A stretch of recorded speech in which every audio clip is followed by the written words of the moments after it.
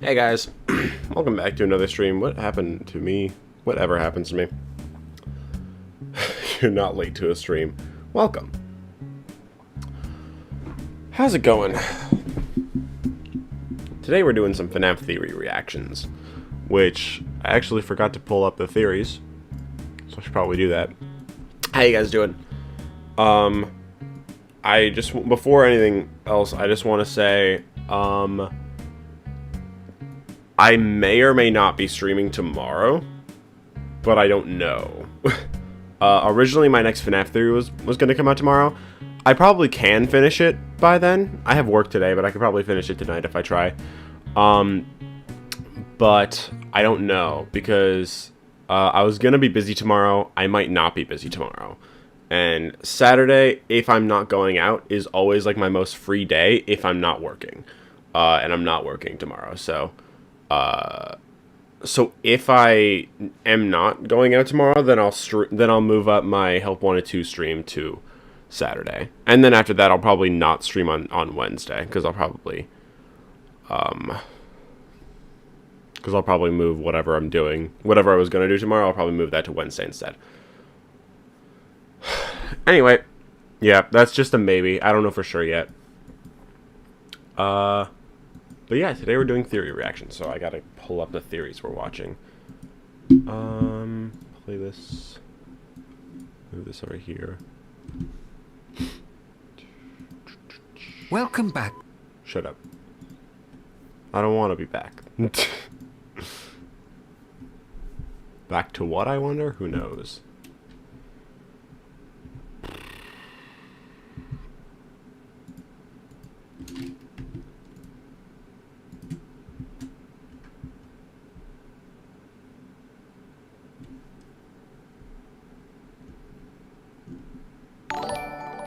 Hello. The Evil 14 just subscribed, and you're in chat. Hello. Do you still play Minecraft? Not very often. Every once in a while. But my Minecraft, my Minecraft videos and stuff are gonna be moved to my new channel anyway. So, because they're not really what people watch this channel for. Like the FNaF stuff obviously stays on this channel. Poppy Playtime, Bending the Ink Machine, Habermania, that video did really well. Those staying on this channel just because that's like kind of in the realm of what my viewers like, which is just like indie horror a lot of the time. And like that style of it. But like Minecraft and all like my Resident Evil videos and shit like that, or streams and stuff, and just most of my streams now are archived on this channel right now. I have them in two separate playlists. I have one playlist called The Archive, which is just all my previous non-FNaF videos. And a couple streams just that I didn't want to put in my stream archive, and that's my other playlist, is the stream archive.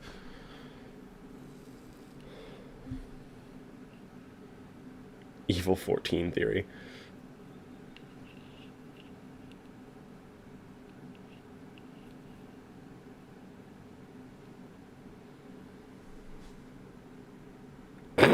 Yeah, well, you're not getting them, bro. Anyway.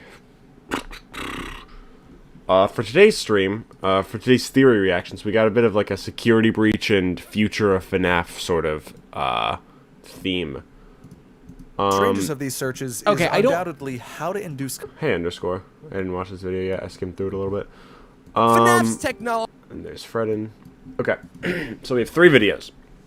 We have Rytos' video from October 3rd called "We Have Teasers for the Next FNaF Game." I think that's just about the Abyss project. I don't know like what. Yeah, there's a bit of like theories of like what we could be exploring in that game. After that, we have Narrow Raven and Underscore. Their video called "The Security Breach Timeline Is Not What You Think." So we're gonna see when, I guess it's like when FNaF AR is, or sorry, when security breaches. Sorry, I read a thing on FNaF AR for a second because there's like a chapter of the video called that. And then the third and final video will be Fredden, excuse me, and his video called "I Know How the Next FNaF Game Will End," which again will probably be about like Abyss. How did you earn the moderator title?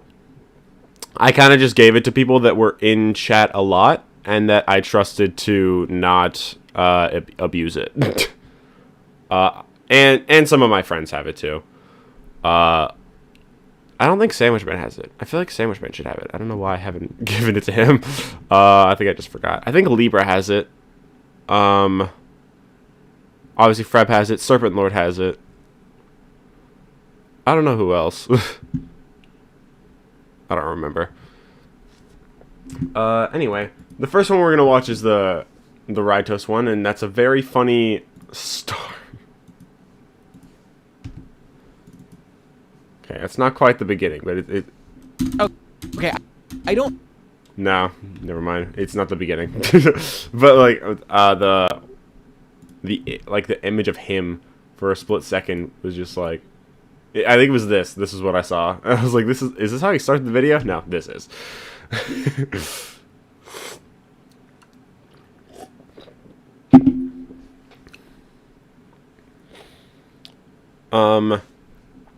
Also, I started like reorganizing my entire FNaF, my entire schedule for videos to release, because my next video will be about the Wizards again. My video after that will be about FNaF 2, and kind of in the vein of Fredden's FNaF 2 theory. It's a little bit related to that. And then after that, like February, we'll focus on like what Fazbear Fright stories are supposed to tell us and stuff. Then I have my video on the week before, which I don't know when I'll release that for sure. It's currently slated for March 14th, but it depends whether like whether my schedule moves around at all, like how different things change. It's not like that's not certain. But yeah, I can move my Wizards one. That'll be January 25th. The Help Wanted 2 one will probably be January 28th. Or sorry, not 28th. Now it'll probably be 24th.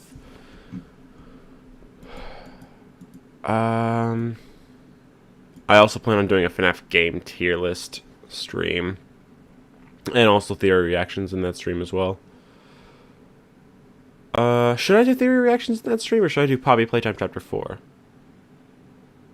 Because Chapter 5 is coming out on February 18th.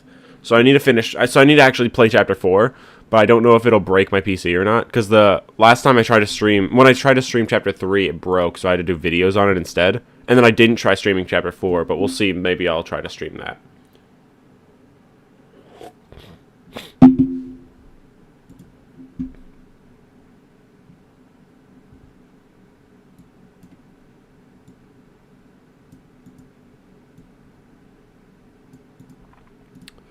If I do a game tier list, that probably won't take that long. Should I do that on Sunday? See, Sunday I can't stream for that long, but I could probably stream I could probably have a stream about as long as this one will end up being, which will probably be like 4 or 5 hours. Yeah, I could probably stream on Sunday. I could do the FNaF game tier list on Sunday. If I'm able to do Help Wanted 2 tomorrow, Then I can do the game tier list tomorrow, and then I can do Poppy Playtime on Wednesday, so the 28th. Yeah, that should be fine.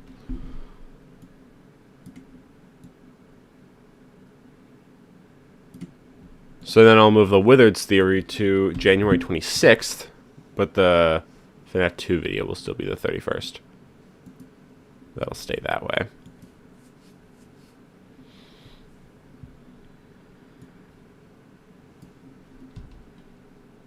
Not 35th, 25th. God, I can't type. There we go. Just trying to map out like when I'm doing streams and videos and stuff in the future. March 14th. Why is 14? See, 14th never 14 never popped up until I joined this community. Not like the FNaF community in general, like this specific group of theorists and YouTubers and stuff. I didn't even know it was a thing until then. And I was like, what the hell is 14th theory? And then it just started popping up everywhere. I schedule my entire days around your FNaF stream, so you better not mess up. That's kind of weird. do you have, no offense, genuine question, do you have a life? or do you just base your life around when I'm streaming? Okay, yeah, so my current plan today, obviously I'm doing theory reactions. I'm going to watch all these three videos. We'll see how long it takes me. Then when I'm done watching all of them, I'm going to end the stream. I'll probably go work on editing my next theory. Then tomorrow will most likely be Help 1 and 2. Then Sunday will probably be FNaF game tier list and theory reactions. I'll probably just watch a couple theories that day, but not too many. And then Monday should be my next theory.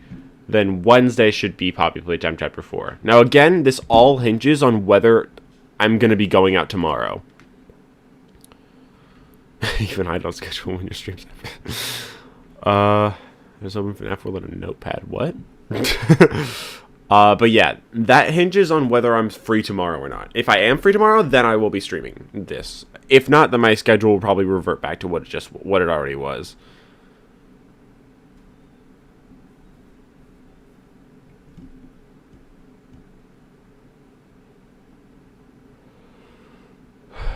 And then I gotta figure out what to stream in between. But like my new channel is gonna be starting pretty soon. So there will be some streams on this channel, some streams on the other channel, so I don't know like when I'm gonna be doing what. I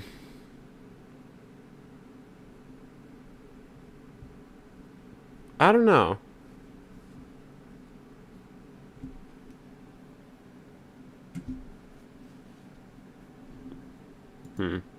I don't know. I'll figure it out. You are not. We are not. That is not happening, Fred. You know where the mysterious spot is from? Spoil it or give more info. I don't know. I don't know which one that was. It might have already come out. But I honestly do not remember. Let me check my script for that video, actually.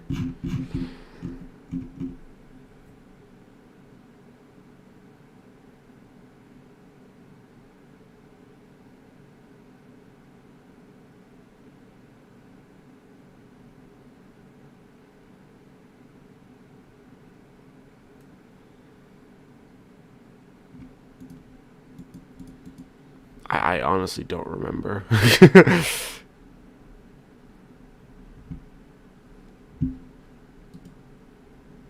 It was where the children's bodies were found. Okay, I'll go and check that video, see if I can sort of gauge what I was talking about. When did I release that? October 12th.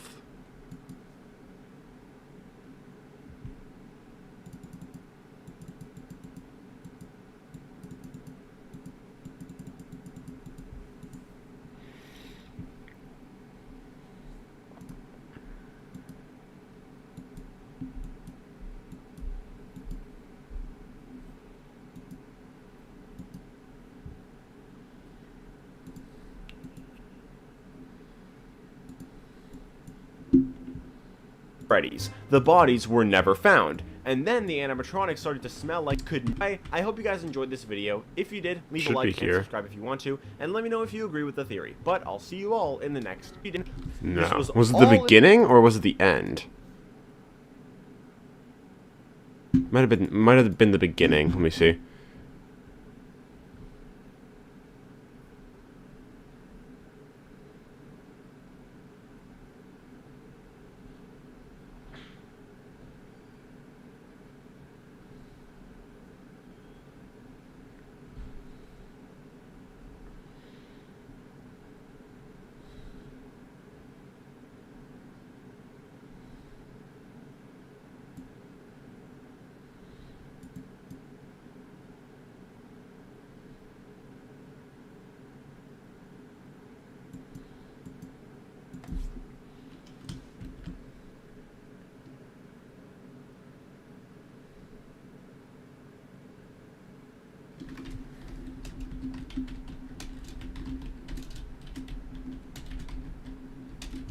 Why can't I type? There we go.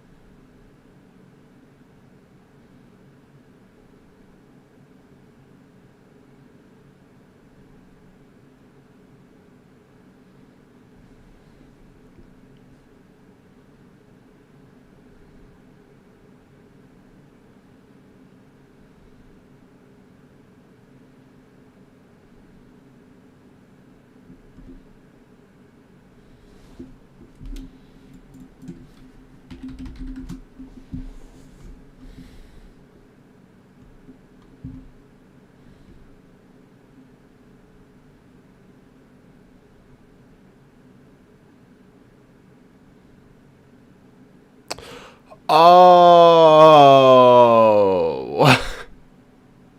I remember now. Okay, I have mentioned what this video is going to be since then, like in streams and stuff.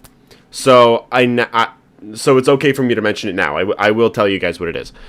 Basically, the video I was talking about there was a video that I haven't made yet, but do plan on making. I don't know. Okay, at the moment, it is...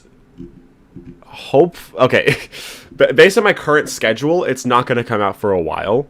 My current schedule, it might change. It might come out sooner. It might come out way later. I have no idea. But basically the video is currently planned to come out on May 16th, so not for a while. But it's a video going over... it's basically like a PSA video. A while ago I made a PSA video, kind of, on... how the concept of a parallel does not mean that it's in an alternate universe. So, like, this was back when I believe that Tails was in the games, and although I don't believe that anymore, I stand by the message that I was trying to convey in that video, which was basically, even if Edwin and Henry are meant to parallel each other, that doesn't mean that they don't coexist, because Henry does exist in the Stitch line, or in the Tails timeline as well, because FNaF 6 has happened. So we know Henry has to still exist, meaning Henry and Edwin coexist, so they don't, like, Edwin doesn't replace Henry, he just even if he parallels him, right?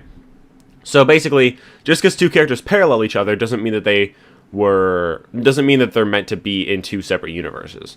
And I also compared it to how the idea of Sun and Moon kind of parallels Vanny and Vanessa and their split personality, despite the fact that not only are both in the same timeline, they're both in the same game, right? And Ennard and Glitchtrap, they kind of parallel each other in a way, in that they both like try to take over your body to escape wherever they are, right? So that was a video I did a long time ago. It was something along the lines of "Dear FNaF theorists, parallel does not mean alternate universe." I think that was what it was called. So I plan on doing, like, kind of a second FNaF PSA, in a way, called Dear FNaF Theorists, Scott Doesn't Retcon the Lore.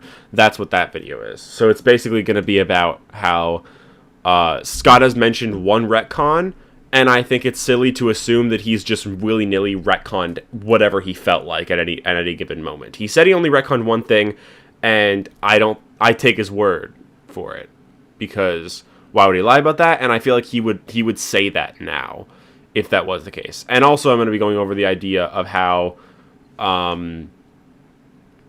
just because something is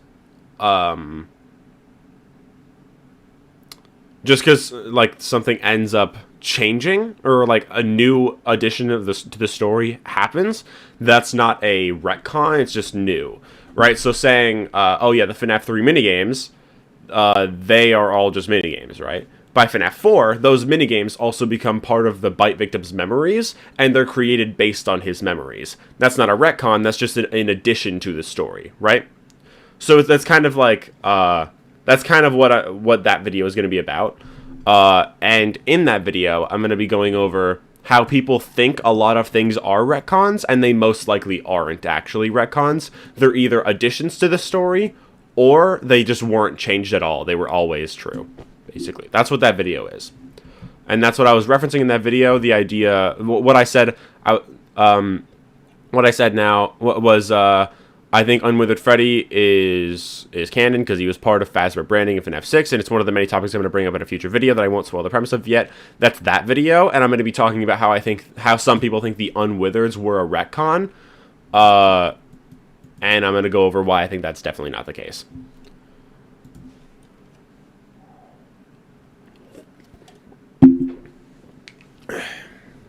So yeah, that's what that is. I completely forgot I even mentioned that in a video.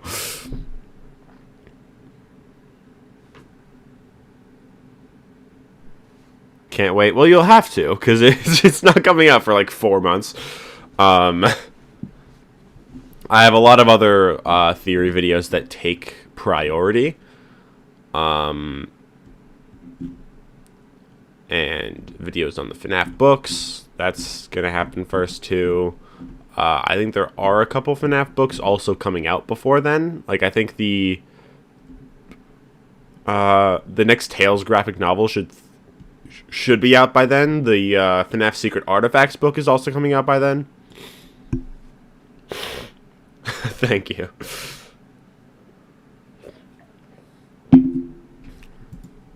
But yeah, I have a lot of stuff planned, so you will have to wait a while before that video actually comes out, but it will happen eventually.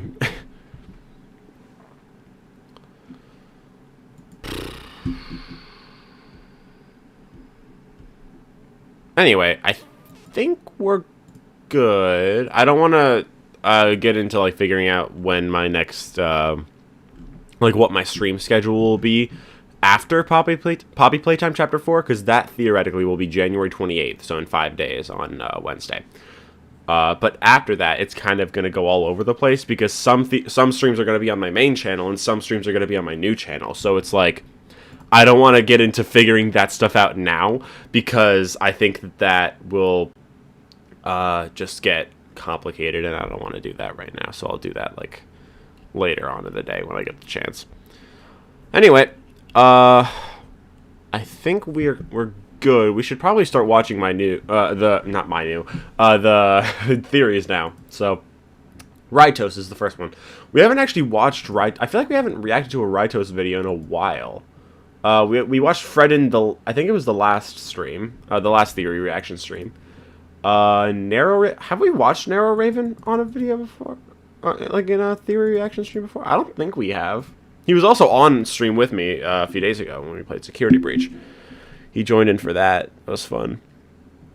But I don't think I've watched his theories on theory reaction stream. Same with Underscore. Underscore I've definitely watched. I've watched many times before. He and I were friends for a while. I kind of fell out of touch, I think. I think mostly because, well, he, Ozone, Psychic, and Inky were all on the Darkrooms podcast for a while. And then, was it Underscore that left? Or was it Inky that... I think... One of them left, and then Arcade Endo joined. And then after a while, they kind of just stopped doing... podcast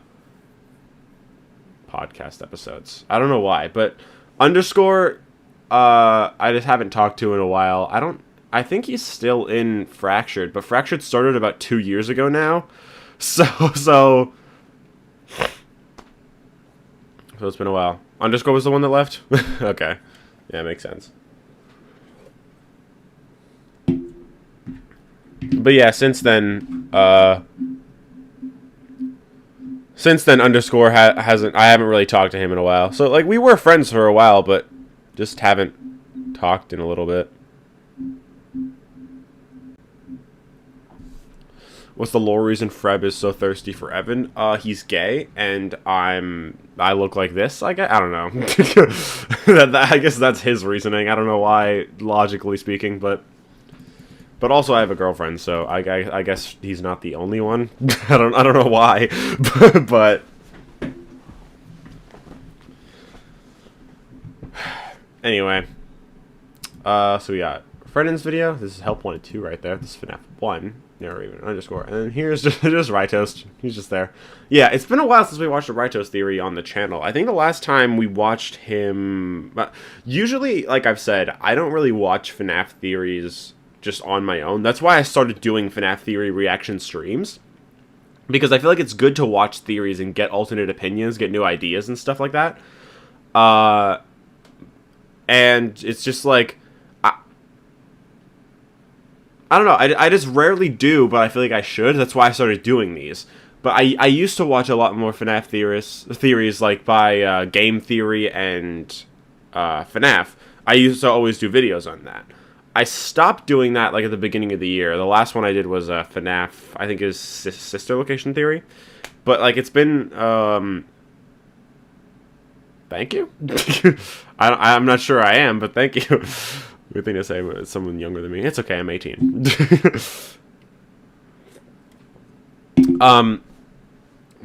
But yeah, I don't do videos on that anymore. That's why I'm doing streams on it. So that I can watch them, and I'm getting the chance to watch them. That's why I have a whole playlist full of FNaF theories that I want to watch. Some of them aren't ones that I'll watch on stream, like T-Dread's FNaF Mystery Show. I'm gonna watch those on my own. Eventually I'll watch Gibby's sister, or not sister location, his Fast for Frights 36-hour video. Eventually I'll watch that. But probably not quite for a while, so. Anyway, yeah, so I did do reactions to one or two of Ryto's theories. I've interacted with him a couple times. He commented on those videos too, I think. Or at least one of them. I've talked to him a little bit on Discord. Just a little bit. I think he's also in the Elementia VIP server.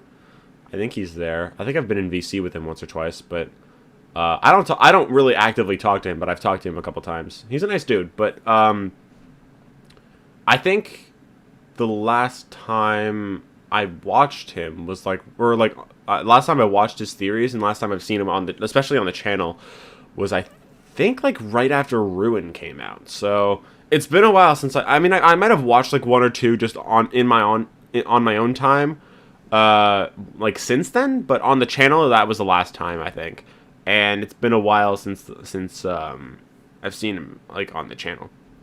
So it'll be good to watch him again. I remember I like his theory craft. I don't really agree with him, but I like his style of videos. I think his theory crafting is pretty good. The thing about my theories, I have all the evidence laid out before I even start working on the video. I create titles for the video. Sometimes they change, but I create a title so that I know what the theory is about, and then I write a bunch of notes so that I know approximately like what I'm going to be doing or what I'm going to be talking about, all the evidence and stuff, and then I move that over to the actual Google Doc where I write the full script, and then I write based on just my script. And the thing is, because my scripts are kind of long a lot of the time, and because I have a life other than this stuff, I very much struggle to edit videos like very well. My editing software is also not very good, but I've gotten used to it, so I can't change it, but keeping it kind of hinders me a little bit. It's just like so yeah, I don't edit my videos very egregiously, so it's cool seeing like other people's like styles, because mine is very simple. So seeing other people's is fun to see, and I like his style a lot. I like us just basically him sitting here. I miss the cats. I feel like the cats aren't around anymore. But yeah, I still remember actually having I still remember liking his videos in the past. Imagine having a life beyond this. Yeah, for real, man. Anyway, we have teasers for the next FNaF game, FNaF Theory. This is 16 minutes and 6 minutes, 16 minutes and 6 minutes long. 16 minutes and 6 seconds long. Time to watch. Let's go.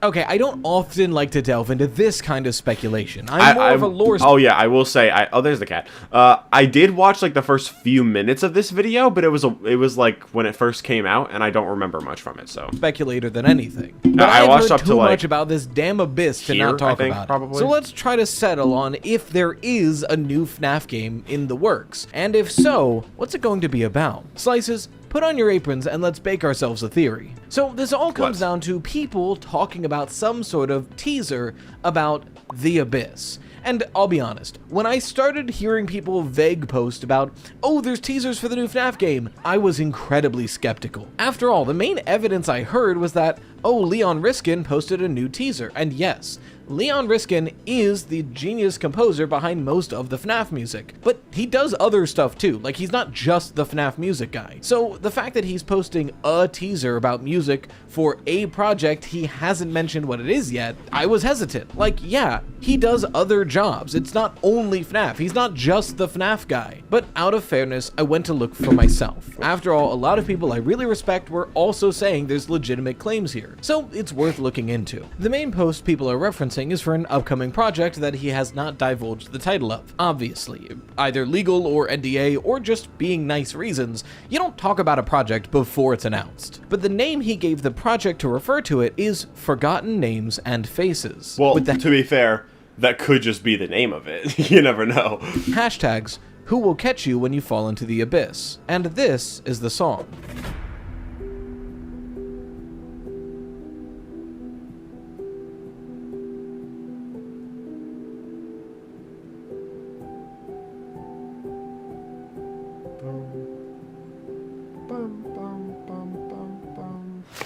God damn it. Evan, is it the only theory reactions this week, or did you actually listen to the majority of the polling 121 Sunday as well? Well, okay. I was talking about this before. My schedule might change because I was gonna hang out with my girlfriend tomorrow, but she texted me this morning saying that she might not be able to tomorrow, so we might have to do it another day. Sunday I can't hang out with her either because it's my sister's girlfriend. My sister has a boyfriend. My bad. Her birthday is what I meant. So if I can't hang out with her tomorrow, then I'm gonna be streaming Help Wanted 2 tomorrow, and then on Sunday we're gonna stream for a few hours before I go out. We're gonna be streaming for a few hours, doing a FNaF game tier list, and then 1 or 2 theory reaction videos. Or reacting to 1 and 2 theory videos, is what I meant.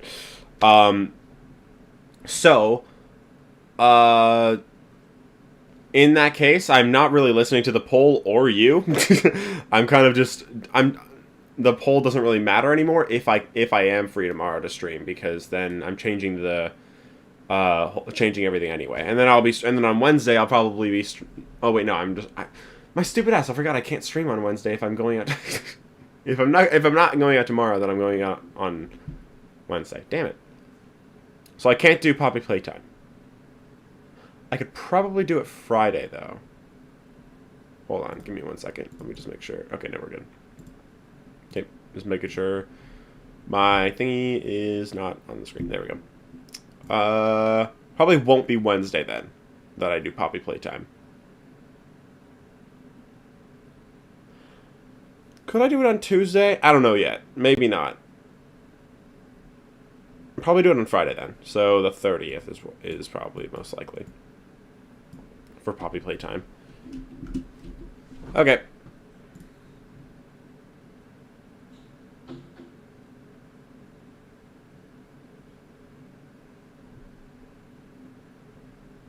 Good thing you asked that. Yeah. Cause yeah, if I don't go out with her tomorrow, then I'll probably go out on Wednesday with her, because neither of us have school that day. Anyway, we can continue watching now.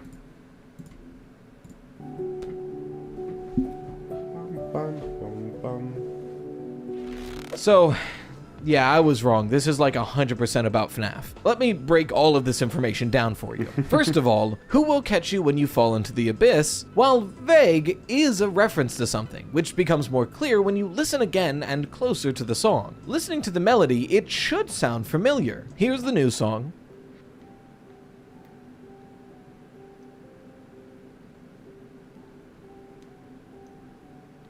And here's the Help Wanted 2 Princess Quest song, Gracefully Into the Abyss. Yep, same song. It's the same melody. This is the Princess Quest motif. It's been in every Princess Quest song that I can find. And just to put a cherry on top, if this wasn't a strong enough connection for you, the project name he teased is Forgotten Names and Faces. Capital F, capital N, lowercase a, capital F, shortened to FNaF. So this teaser is pretty much definitely something for whatever the next major FNaF installment is, whether that's a DLC or a full-fledged game. But that's not all Leon Riskin posted. This was the first post, but then he followed up soon after with this tweet, a lot of ellipses, followed by the hashtags, no more obvious hashtags except credit to Tom Woodliff, with this image of an excerpt from the poem Abyss by Tom Woodliff, which reads, In deepest, darkest depths of my despair, I find myself without a saving grace. A pendulum of pain prevents my prayer from rising upward through the dead of space. So yeah, again, these mentions of the Abyss, and frankly, his reaction to our reaction to his initial post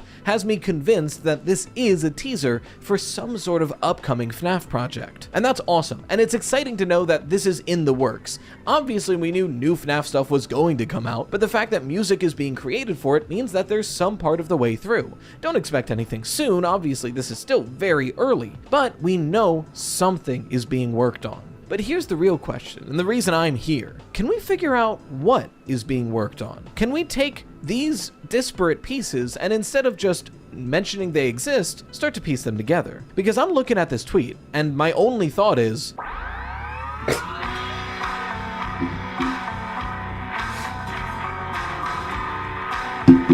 on.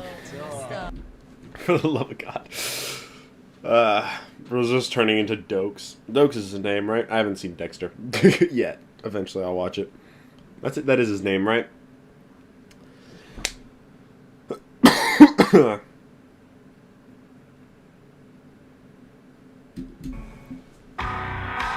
Don't you want to drink good beverages, eat soup, and, you know, get a little caffeine in your system? Of course you do. Which means...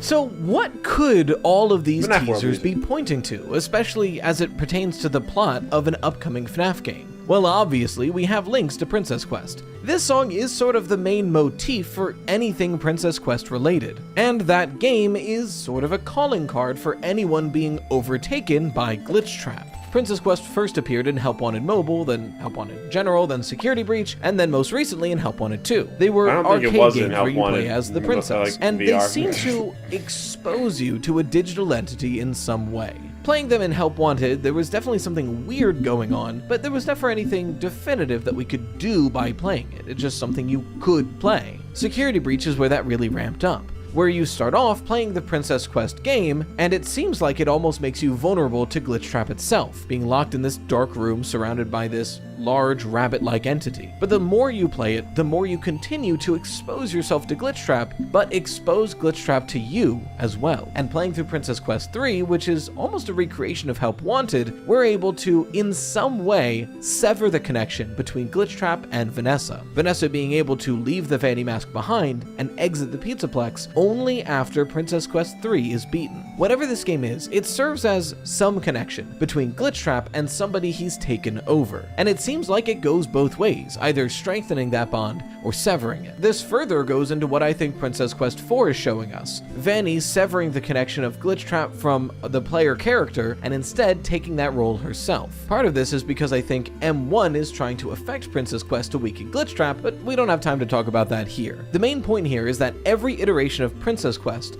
involves a victim of Glitch Trap. But that's not all we have here. After all, the project name Forgotten Names and Faces is worthwhile to mention as well. Not only is it an acronym for FNaF, but as vague as Forgotten Names and Faces is, I think we can glean some information as to what that might be people referring forgetting to. who they are, kind of? We literally, 3 months ago, just got a game about a forgotten history of Fazbear Entertainment. A secret to the company. A secret of the Mimic. Edwin's name and face is literally a forgotten history of Fazbear Entertainment. If anyone qualifies for a forgotten name and face, it's Edwin, Fiona, and David Murray. People who were involved I was kind of just thinking, like, when you're possessed by Glitchtrap, you kind of, like, forget who you are because you have to, like, do his bidding, I guess. But I guess that works, too. There's creation who helped with the making of the animatronics in the restaurant we know, who are completely wiped from the official documents. People that, for all intents and purposes, don't exist. People that were forgotten on purpose. So the fact that this is coming out after Secret of the Mimic, and is a possible DLC for the game itself, leads me to believe that Secret of the Mimic is going to be involved here, or at least the Mimic itself. Alright, so something related to Princess Quest, or Glitchtrap, and something related to Forgotten Names and Faces, or Secret of the Mimic. Is that all we have to work with? Well, not quite. I think the name of the song itself, or the caption related to it, is equally important here, and not just because it's referencing an old Princess Quest song. Yeah, I think the idea of falling into the abyss kind of connects more with, like, kind of the elevator ending where you're falling from, like, in the elevator, you're falling below where you already were. So you're going kind of into the abyss. Hey, Sandwich Man, is the name of the face is meta or in-universe? Who knows? It could be either, or it could be both. The meaning behind it. Also, I was just, I was talking about it earlier. I'm going to give you mod because I haven't given you mod, and I feel like I should have. Just because I trust you. So. There you go. Sandwich Man is now a mod. Anyway. Look, I understand the Abyss title system has existed for some time, and the Abyss mention here is likely just to reference the Princess Quest song, or maybe that's internally the code for this motif, but I think the insistence on the Abyss is important here, especially how it's being presented. Let's go over that second tweet again. In deepest, darkest depths of my despair, I find myself without a saving grace. What if this quote is more literal than we're giving it credit for? Sure, the Abyss is a constant reference to Princess Quest, but what if this is referencing somebody trapped in the deepest, darkest pits of despair? Someone who no one is coming to save, without a saving grace. This might not just be a fanciful metaphor. This might be what we're dealing with in this upcoming game. Are you seeing it yet? Not to Blue's Clues you here, but we have 3 clues to work with. You can tell I've been watching a lot of it recently. We have Princess Quest, which links us to somebody being targeted by Glitchtrap. We have Forgotten Names and Faces, which links us to something related to Secret of the Mimic. And we have the Abyss, which could be someone trapped in a dark place with no rescue. If we put these 3 clues together and sit in our thinking chair and think, I think this is telling us about Cassie, a girl who, throughout Ruin, is being targeted by... This might have been made before, but I will say there's also the whole post about, like, the elevator ending, right? Where he talks about, like, Betty Lou Oliver. He might have made this before that actually, before Leon Riskin posted that, but that is definitely a factor as well. So I think that's undeniably what this is trying to be about. Yeah, I agree. It's probably about Cassie. A Glitchtrap. So much so that in one of the endings, her mind is fully taken over. A girl who most recently squared up against the Mimic for the entire DLC. In Edwin Murray creation, something originated from, well, Secret of the Mimic. And a girl who, no matter what ending you get in Security Breach Ruin, remains trapped under the Pizzaplex, the darkest pit we've seen so far in this game, even further below, in the caves around it. I think this upcoming FNaF game, Forgotten Names and Faces, whether it's a DLC to Security Breach, Secret of the Mimic, or a new game entirely, is going to be about Cassie, and ultimately asking the question that was teased in that initial post. When you fall into the abyss, who will catch you? Note that this isn't saying who will pull you out, who will rescue you. No. Who will catch you? When you fall into the abyss, who will welcome you in and hold you tight? Let me set the stage as to what I think this new game might be with the information we have. The next game... I really hope it's about Cassie finding Sister Location Underground. I agree. I feel like that would be so cool. As we, the player, are having a wonderful time at Fazbear's Fall Fest, an annual tradition here in the 70s, one that everyone loves and goes to, just outside of Murray's Costume Manor in the field by the lake, with robots like you've never seen and rides like you could only dream. But as we play, something sinister is following us. Some robot that keeps wearing different costumes and trying to catch us off guard, trying to take us to some unforeseen location.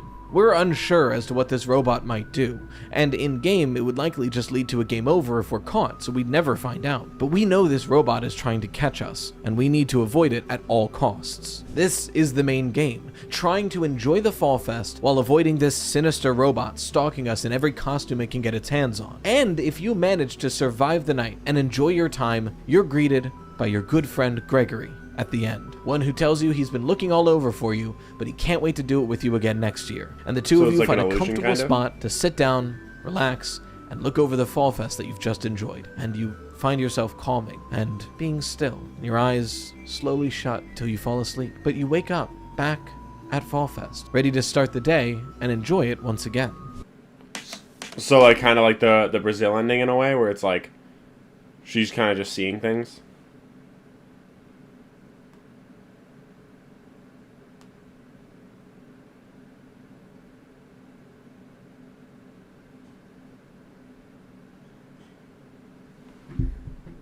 Oh, I didn't skip it in time, my bad. For 2. That's the main ending for this game. The story ending. The one where you survive Fall Fest, you outsmart the robot, but you wake up at the same Fall Fest once more. And as you begin to discover, surviving isn't the only thing you can do here. Something is obviously wrong. If you look deep enough, there are cracks to this festival. Literally almost visible cracks in the area around you. Something sinister is going on here. And dispersed throughout this festival are opportunities to expose it. Things you can do, items you can manipulate to lay the groundwork to escape. Oil barrels you can open or knock over. Hay bales you can bunch together. Matches you can find. And each time you do one of these cracks, these issues with your Fall Fest grow deeper and spread further, until eventually the final confrontation with the robot occurs. It knows what you're trying to do, and instead of stalking you in the background, it attempts to stop you in the foreground. But if you manage to evade it, it's much too late for this robot. You set off the chain of events to have a roaring fire take over Fall Fest, burning everything down around you, until the entire Fall Fest is up in flames, and this robot begins to panic, almost as if it's remembering something it tried its best to forget. Horrible memories coming back, forgotten names and faces being thrown in its face. And in that moment, that horrible screaming moment, the illusion shatters. The AR world around you disperses, and Cassie blinks awake in the caves underneath the Pizzaplex. There was never any Fall Fest, and she was never safe. All of this was the vision. So it's basically like an aftermath of the Brazil ending. I don't think it makes that much sense because it's the elevator ending, but you could always have it be like she's still connected to the Vanny network. And she has the chip in her brain. So maybe after the elevator falls, like she's just like in this kind of like limbo reality in a way. And that could be cool. It could be like it's a short game on the surface, and then like if you actually do the but if you do like all the secret stuff, then it grows into like a much bigger game. That would be really interesting to see, and it gives us an opportunity to have a Fall Fest game, which a lot of people wanted, and then but also have it be a sequel to Ruin at the same time. I feel like that's an interesting idea to have. We received in the mask at the end of Ruin. That ending labeled Brazil ending in the code, where you put on the mask and you see a hill with Gregory, Helpy, and balloons floating up in the background. The same hill we see a picture of in Secret of the Mimic, overlooking the factory. The same hill next to the FNaF 4 house that, if the Fall Fest 83 lobby is anything to go off of, is right next to it. Right next to the lake where Fall Fest took place, right next to the FNaF 4 house, right next to the lake in front of MCM in Secret of the Mimic. This shot is of Fall Fest. The shot that shows Glitchtrap fully taking over Cassie's mind. The shot that I think is the canon ending of Ruin. The shot that directly leads. I don't think so, but like we see at the beginning of Ruin that after we put on the mask, we get a chip put in our brain. So I think that even if the Brazil ending isn't canon, which I think it clearly is, the the elevator ending, based on what Leon Riskin talked about. Even without the Brazil ending being canon, which I don't think it is, I feel like this idea still works, because like I said, the chip in her head could make her see these things while she's unconscious after crashing in the elevator. I could see that for sure.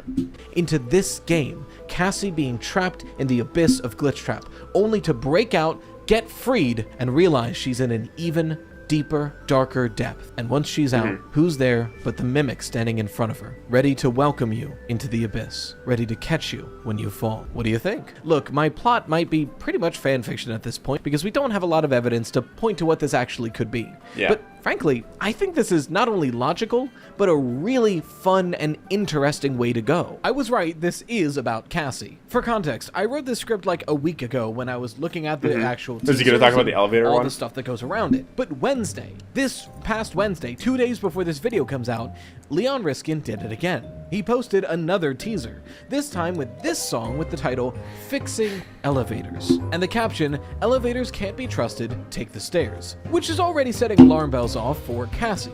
After all, she fell in an elevator shaft at the end of Ruin.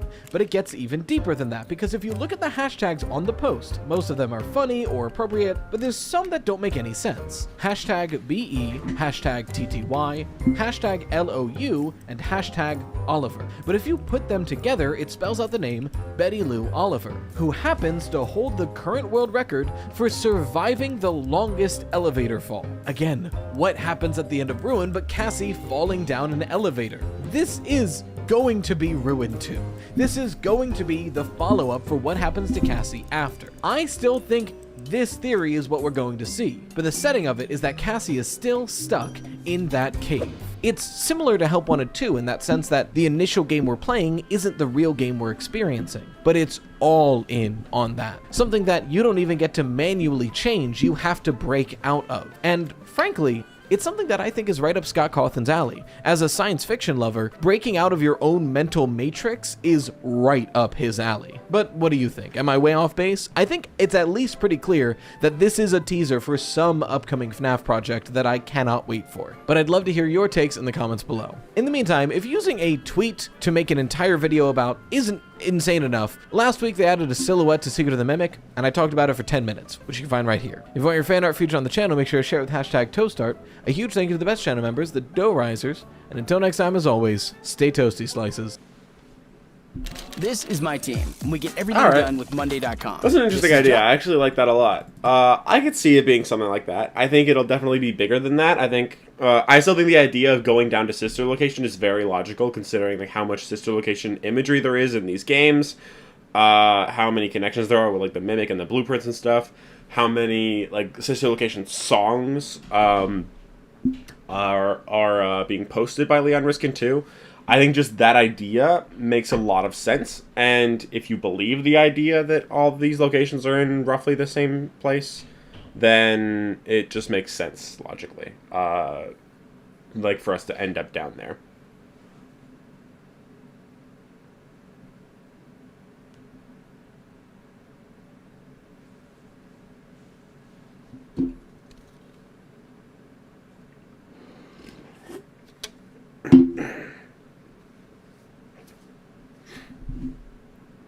FNaF's biggest mystery in the modern...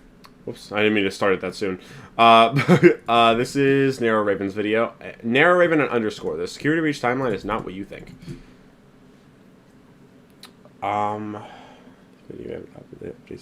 Yeah. What I like though is that like this whole idea does still work.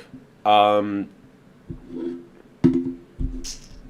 it still does work. Maybe slightly differently, but still, like, yeah, maybe slightly differently, but it could definitely still work. Abyss will confirm didophobies in the games. Nah, I mean, technically it still could be, but I doubt that it will. Even if the chambers are down there, like they are anyway, didophobia wouldn't confirm anything about didophobia. Considering how much stuff entails applied to the games, and that wasn't in the games either, I don't think didophobia itself would be. Rory is the FNaF 4 dreamer. He is absolutely not. It is absolutely Michael.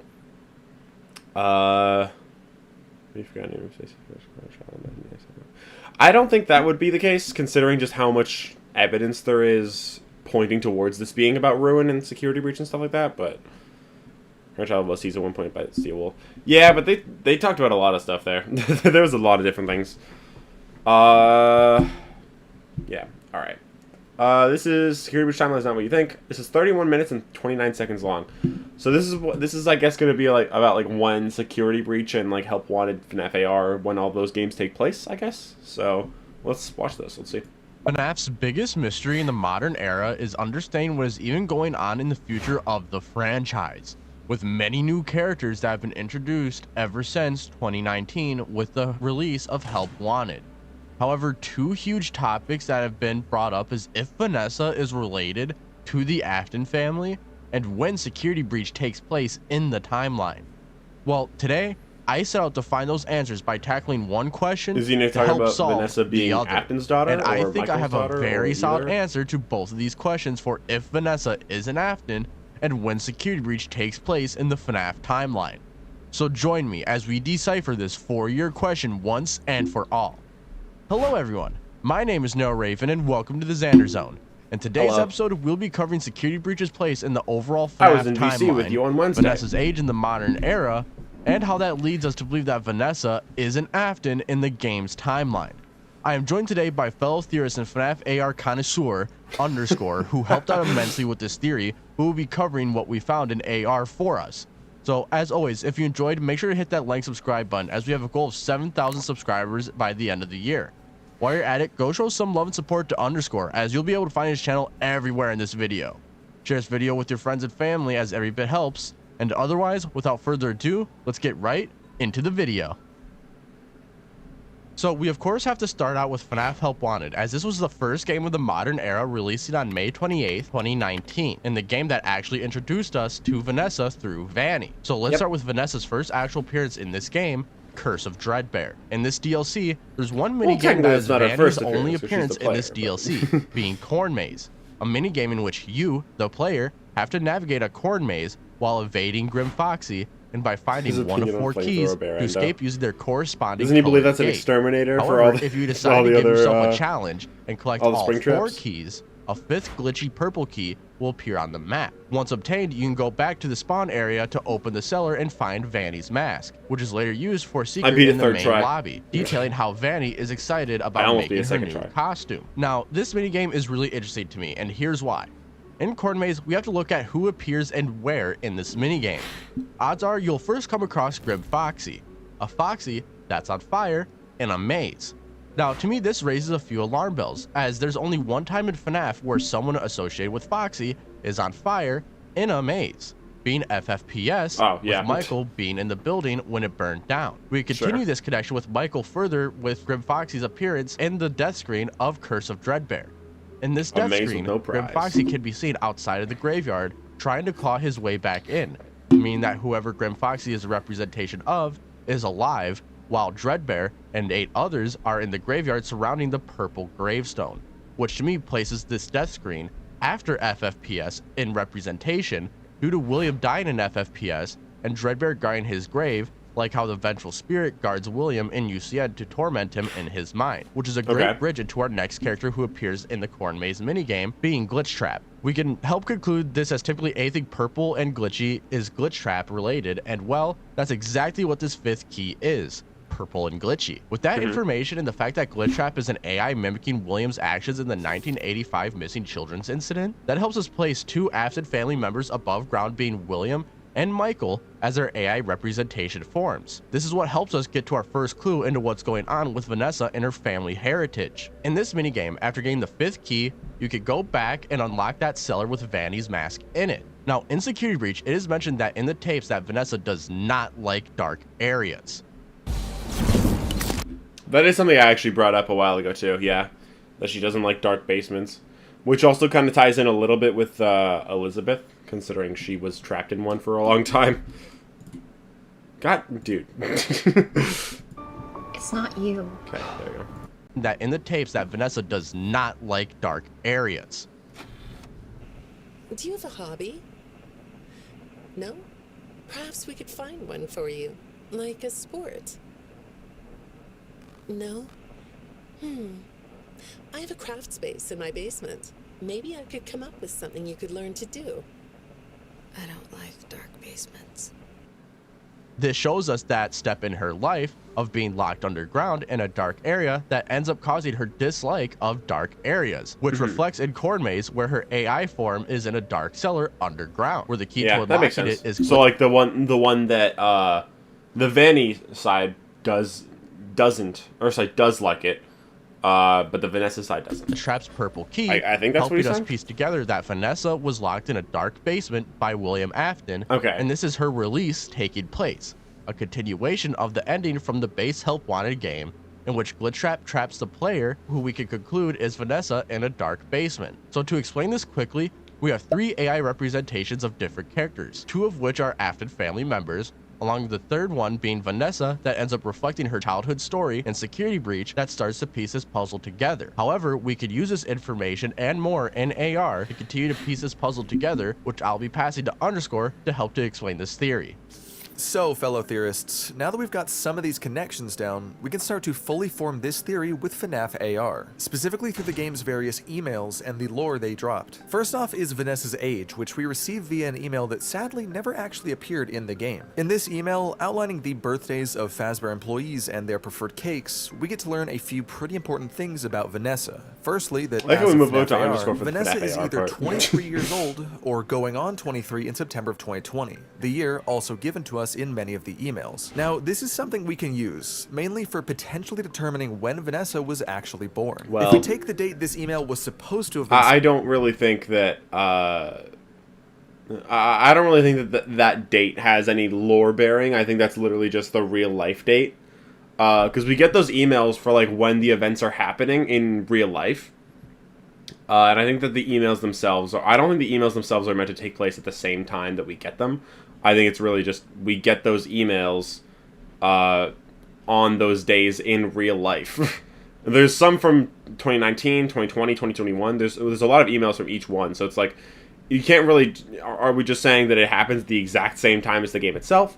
We could, but I personally don't think that that's the case. Sent in AR, being December 15th, 2019, and subtract her likely current age of 22, then we get 1997, a year that's actually already given to us in the form of Vanessa's email address, being Nessie97, aka 1997. So, with those numbers lining up surprisingly well, we can conclude that Vanessa... Yeah, but also if her birthday's in September, then that means that her birthday's in the 9th month of the year, so the 7th could just be her birthday as well. Would have been born in September 1997. And with the theory of Vanessa being an actual Afton, Follow Me, and the death of William wouldn't be able to happen until after September of 97. That is, unless you think Vanessa's actually Michael's daughter, though that we're not even really going to dive into here. Returning to the emails, the next thing of note is how Vanessa likes her birthday cake, being bunny-shaped. This is pretty obviously due to Glitchtrap's control and her new Vanny persona following FNaF VR, which we can confirm due to some of the emails that actually released in AR raising some pretty big red flags that she's not entirely herself at the moment. While all that was sort of given as of the time of VR, what wasn't at the time is our final detail of Vanessa's last initial being A. Of course, we can't 100% confirm this last initial stands for Afton, but with the very few last names were given in the FNaF series, and the fact of just how much this initial is pushed in the game, even being used by Vanessa herself later on, it's most certainly an important detail to note considering by now that we know Vanessa is an actual Afton in the movie universe. So considering FNaF AR was her father's called Bill, I mean, you could always just say that it's just that that's because of like the persona that she's being put on, like with Glitchtrap, because she says like she compartmentalized him, which is talking about Glitchtrap. So it could just be like that's not her literal father, and that like her files were edited, especially considering like she was brought to Fazbear Entertainment because she was suggested for the role by someone like higher up. So it could just be like that Glitchtrap or somebody else working with Glitchtrap is like infesting the Fazbear systems, and that they're literally like altering her backstory to like make it seem like she is, or to make her feel like she is Afton's daughter. Or she's the as William, since it's mimicking him.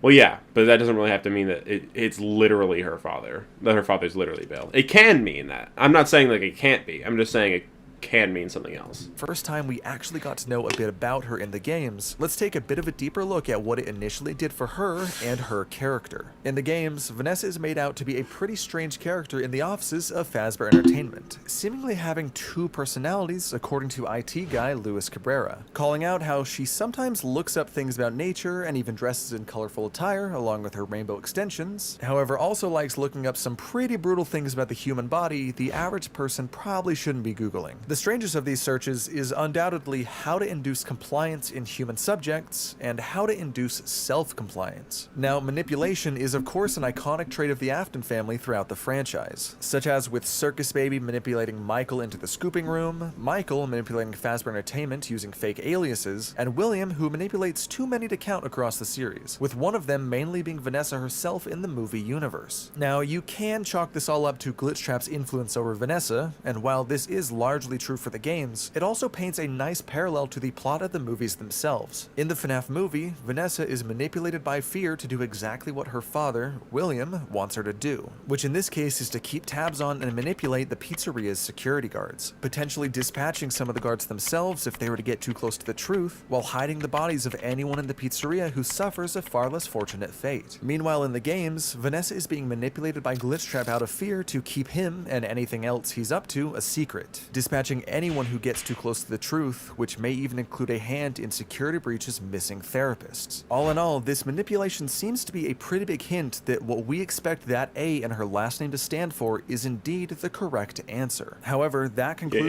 it can actually can help us to understand a bit more about what else actually goes on in FNaF AR. In FNaF AR, the contractor company in charge of the Fazbear Funtime service begins to have issues after scanning some vintage circuit boards, accidentally releasing a virus into their system. Eventually, after contacting Fazbear Entertainment the same on ones that December were sent 14th, by 2019, Fazbear an IT account for, named FNaF V_A reaches back game. out to access their systems. After successfully isolating the virus itself, from December 20th to 25th of 2019, every contractor employee begins getting locked out of all their accounts as someone is hacking their system, mainly sending commands to disable safety features on all Fazbear Funtime service animatronics. Later, it's clear from Lewis's sleuthing that he may suspect Vanessa as obviously the culprit behind the VA account, though that's not where her tampering ended. It would seem that she'd later also be involved in sending _Pizzaplex, aka a virus-flagged email to all Fazbear staff, with Vanessa as the VA account being the very one to allow it through despite its detection, as we can see from that very email's own September security incident log. In both of these cases, we're seeing a very hostile takeover of a company, both in the infiltration of the Funtime Services contractor company and virus spreading through Fazbear Entertainment, very much like what we've seen from William in the past, completely taking over MCM and absorbing who knows what other companies into the Fazbear conglomerate. All of this begins to create some pretty obvious connections between Vanessa and the Afton family, both in terms of how she acts and how she's represented in the FNaF movie, perfectly paralleling the story of Vanessa in the games to an extent we may not even fully understand yet. However, with Vanessa transferring to a security gig at the Pizzaplex following the events of AR, where we begin to actually get a glimpse into Vanessa's life and childhood is none other than Security Breach, back with Narrow Raven.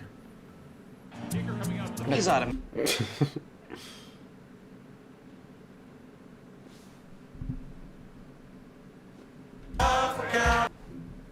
Now we get into Security Breach. However, before we do, I want to give a disclaimer that there will be topics discussed here that may be uncomfortable to certain viewers from the CDs in the game.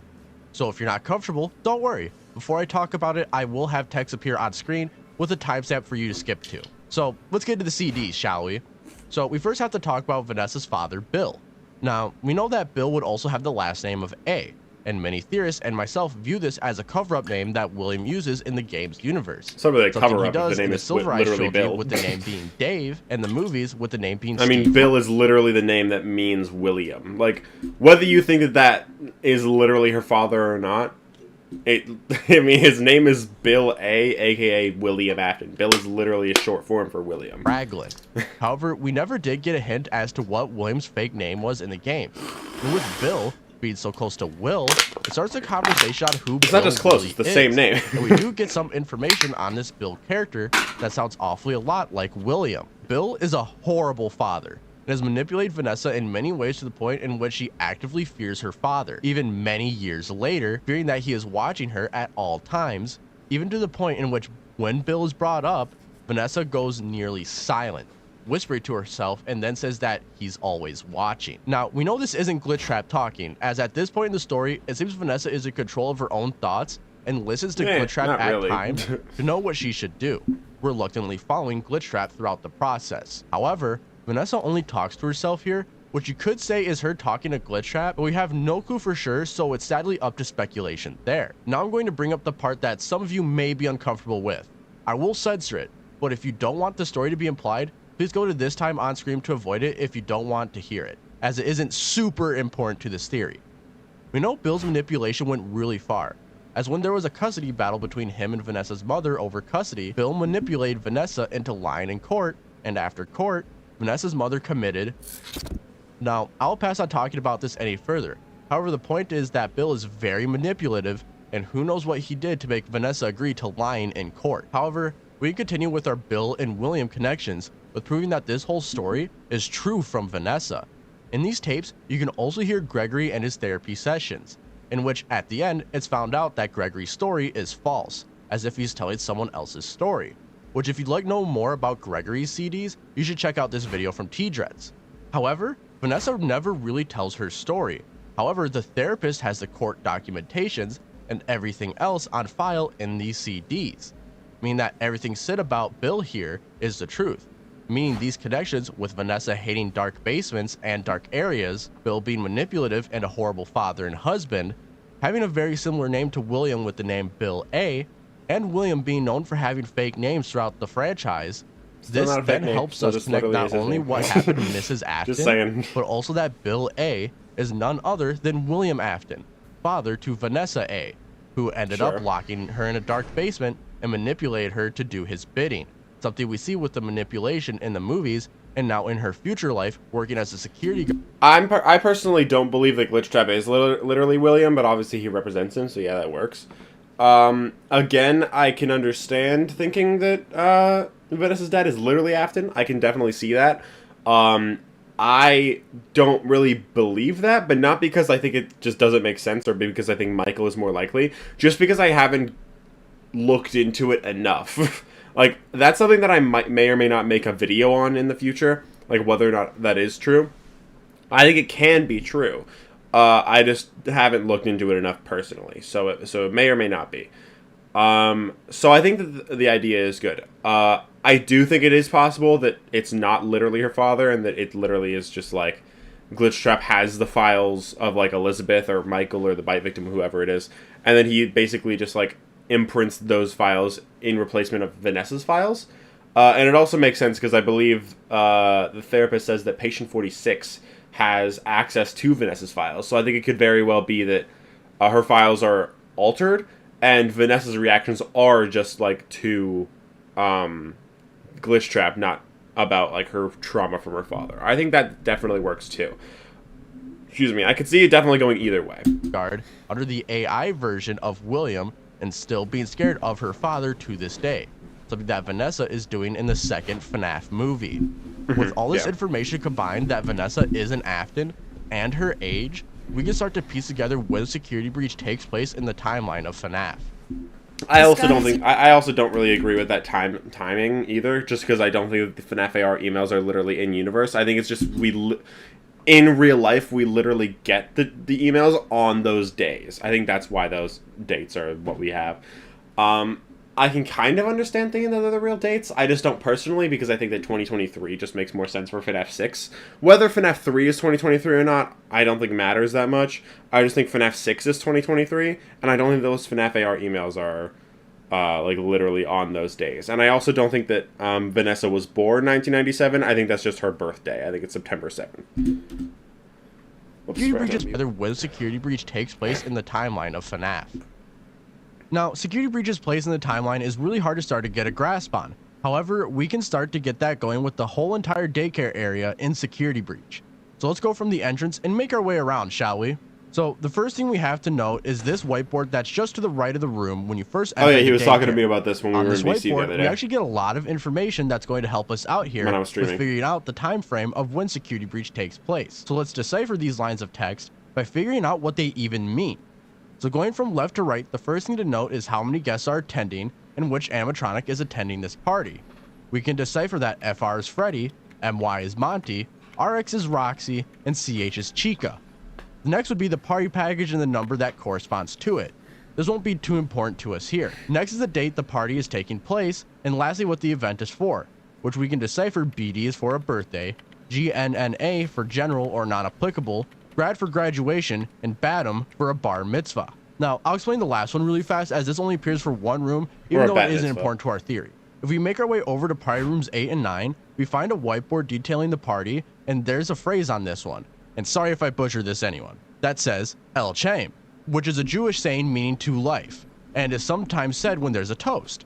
So we can assume this would be a bar mitzvah due to its relation to the Jewish faith and culture. No, Bendy and the machine. Let's head back and read a line of this for you all. So yeah, this is what he was talking about. Room, we have just the whiteboard in general. Being visited by Chica, which they requested for party package 5, with the event taking place on the 15th for a bar mitzvah. This will be very important for the rooms we will be looking at here, being the birthday-related rooms. Why ignore the 1, 3? It's just March 15th. 6, 7, and 11. So let's take a look into our first party room, being party room 1. Well, there isn't much to note. However, the start of a pattern here begins. In this room, a table full of purple party hats. And if we go into rooms 2 through 5, they all also have purple party hats only, whereas 6 through 11 have multicolored hats. So this already screams William Afton to me. However, at the moment, it's only just a cool reference and nothing more, right? Well, in the other birthday party rooms, 6, 7, and 11, there isn't really much there of importance to us. However, room 4 is where the date starts to really fall into place. On this whiteboard of this room, we can decipher that this is for 4 guests being visited by Monty, with party package 1 taking place on the 9th of March for someone's 40th birthday, 4 chairs, no tableware, 4 hats, with a special request for balloons that say Yay 40. However, there's another interesting thing written on this whiteboard that's being covered up by this sheet of paper that details how only the Freddy and Friends birthday song can be sung. This appears on 3 of the 5 birthday party rooms. However, behind this sheet of paper we can read, "Don't let guest back," in the letter D, keeping it a secret from us what was meant to be here.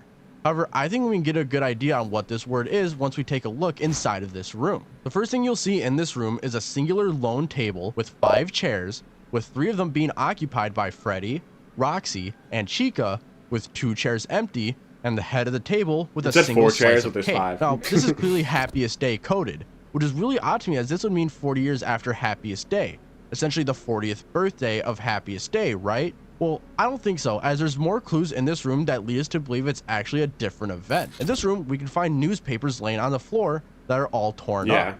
Now, sadly, we can't Again, he was talking to me just about black this too. bars. However, this tells us that this is a documented event that took place at some point. With our MCI imagery and the references to 5 everywhere, even back at the first whiteboard that has 4 moons and 1 sun to reference 5 yet again, with Happiest Day, I think we can say that the documented event this is referencing is the missing children's incident from 1985. So we can take 40 years and add that to 1985 to get 2025. Which is really good, as this means it takes place 2 years after FFPS. However, we're still missing that day. Well, luckily all of these party rooms combined help us find the date this game takes place in. So we're saying FNaF AR was before FNaF 6?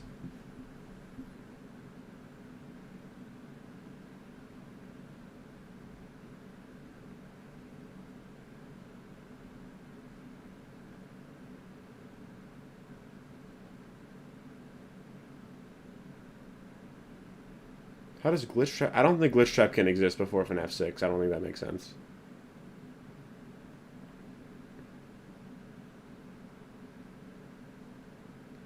Oh, yeah, it can't. No, that doesn't make sense, because there's Scrap Baby plushies in Help Wanted 1, meaning that FNaF VR is after FNaF 6, and Vanessa gets possessed by Glitch Trap during FNaF VR. So if he believes that... No, I don't think it's too complicated for the... I don't think it's unlikely necessarily for this to be 40 years after the MCI, but I do think that if he's saying that FNaF AR, those dates are accurate, that FNaF AR takes place in 2019, 2020, that doesn't make sense because by then Vanessa's already possessed by Glitch Trap, and she's possessed in FNaF VR, which is after FNAF 6, as we know, because they're scrap baby plushies, meaning that this is after everything else. So that doesn't really fully work. If you just cut out the FNAF AR part and say that Vanessa was born not in 1997, but on September 7th, then that works. But saying the FNAF AR is before FNAF 6 doesn't work, I would say. 2025. If you go into each party room, you'll find no food, no open presents, and no sign of any guests. However, what you will find in the Yay 40 room is a cake, an open present that has Monty in it, and a slice of cake on the table. The only room where the party was already celebrated. Andrew's in the game. So if you take a look at this room's whiteboard, Day. we can find that this party took place on March 9th, meaning that the game starts at 11 p.m. on March 9th and goes on to March 10th, the Monday of the week for Security Breach, giving us a date for Security Breach being 11 p.m. on March 9th to 6 a.m. on March 10th, 2025, solidifying the date for this game after 4 years of searching. However, we can tell you more about this game with Gregory's story from before the events of the game on a website no one thought would be used for FNAF lore. Oh, yeah. Now we have to talk about something that almost no one briefly talks talked about this to me. which is 3 Game Jolt pages made by Steel Wolf 4 years ago. Now, Glamrock Freddy's has nothing of importance to note.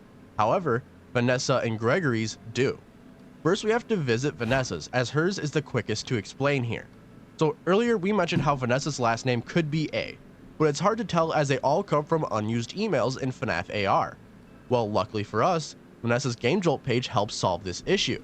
If you go and visit this page, you'll instantly notice that Vanessa does have a last initial, the same one from AR being A.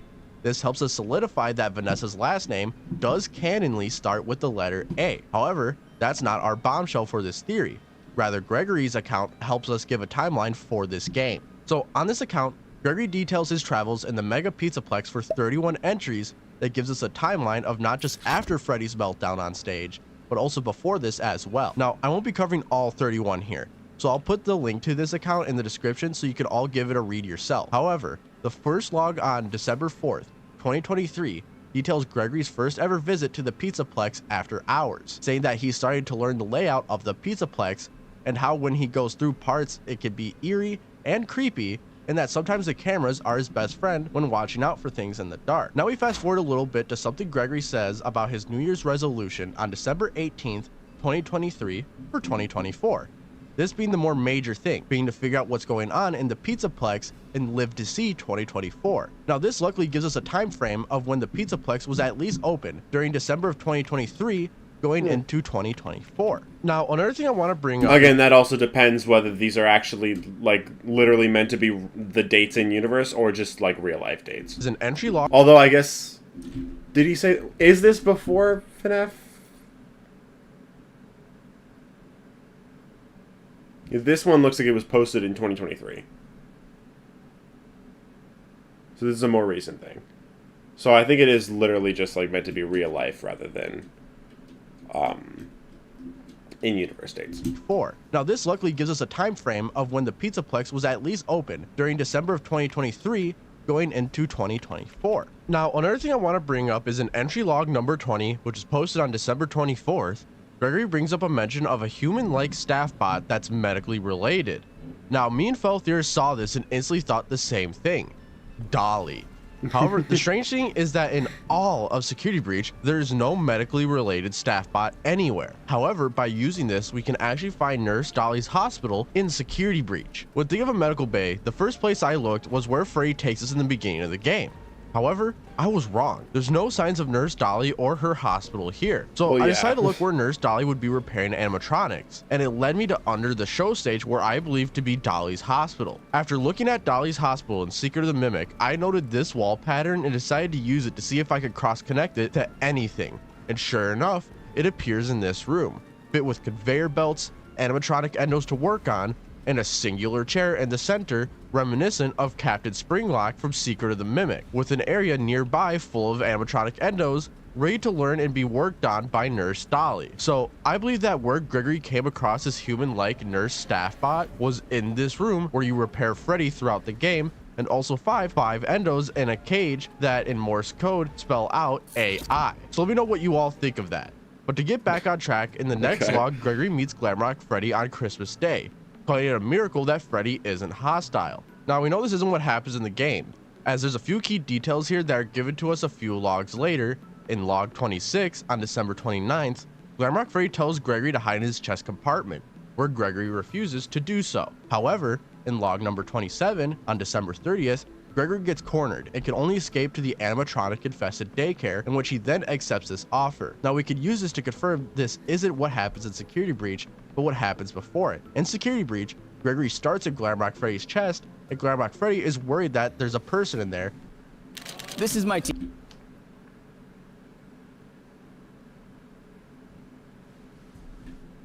Monday.com. And not a cake or present. As well, this event from the log taking place is across the whole Pizzaplex in location. Then in log number 29 on January 1st, Gregory gets worried about Freddy's power and then goes missing for 4 days from January 1st to January 4th to come back and find 2 battery upgrades for Freddy in log number 30. After Gregory disappears, then comes back on June 14th, 2024, talking about how the friendly faces he met there were actually not so friendly after all, with the final log being that he's thinking of upgrading Freddy to solar power. This continues to help us further decipher that this isn't Security Breach either, as Freddy in the main game is not ran on solar power, but just recharge stations. However, after this, Gregory goes radio silent and hasn't posted since. This is presumably when Gregory gets taken over by Glitchtrap, and 8 months later is when he breaks free and the events of Security Breach takes place. This helps us explain why Gregory knew to hide inside of Glamrock Freddy, as that was the only animatronic that was friendly to him 8 months prior, and why Glamrock Freddy recognizes Gregory's name, but can't pinpoint as to where he met him, as since he started in safe mode, some of his memories are clouded still. This then giving our story of Gregory from December 4th, 2023 to March of 2025, a timeline of 15 months in between Gregory first starting to investigate the Pizzaplex and when the events of Security Breach take place. Hey everyone, it's real life me. First time I'm ever doing something like this, and really quick, if you do kind of like this style, let me know. If you're wondering why I'm doing this, I got lazy, and I didn't want to do any more voiceovers with a bunch of PNG tuber editing and all that stuff, so you're getting this for now. Awesome. I even got the FNaF 2 movie poster for this. And ignore these presents. Those are for one more night of Christmas. We're supporting Fee in America. If you want to come hang out, December 19th to the 21st, I'll be live doing that. And you have a chance of winning something from this pile. Minus this Adventure Time cookbook. That was one I was come there. hang out, December 19th to the 21st, I'll be live doing that. Yeah, I was there for a little bit. And you have a chance of winning something from this pile. Minus this Adventure Time cookbook. I got that from my girlfriend for Christmas. Anyways, I'm here to talk about the FNaF 2 movie, and I have the script in my hand right now because I notoriously suck at remembering scripts. So yeah, let's get into it. So, the FNaF 2 movie is really interesting with a lot of things that comes to Vanessa's whole entire life factor into being an Afton.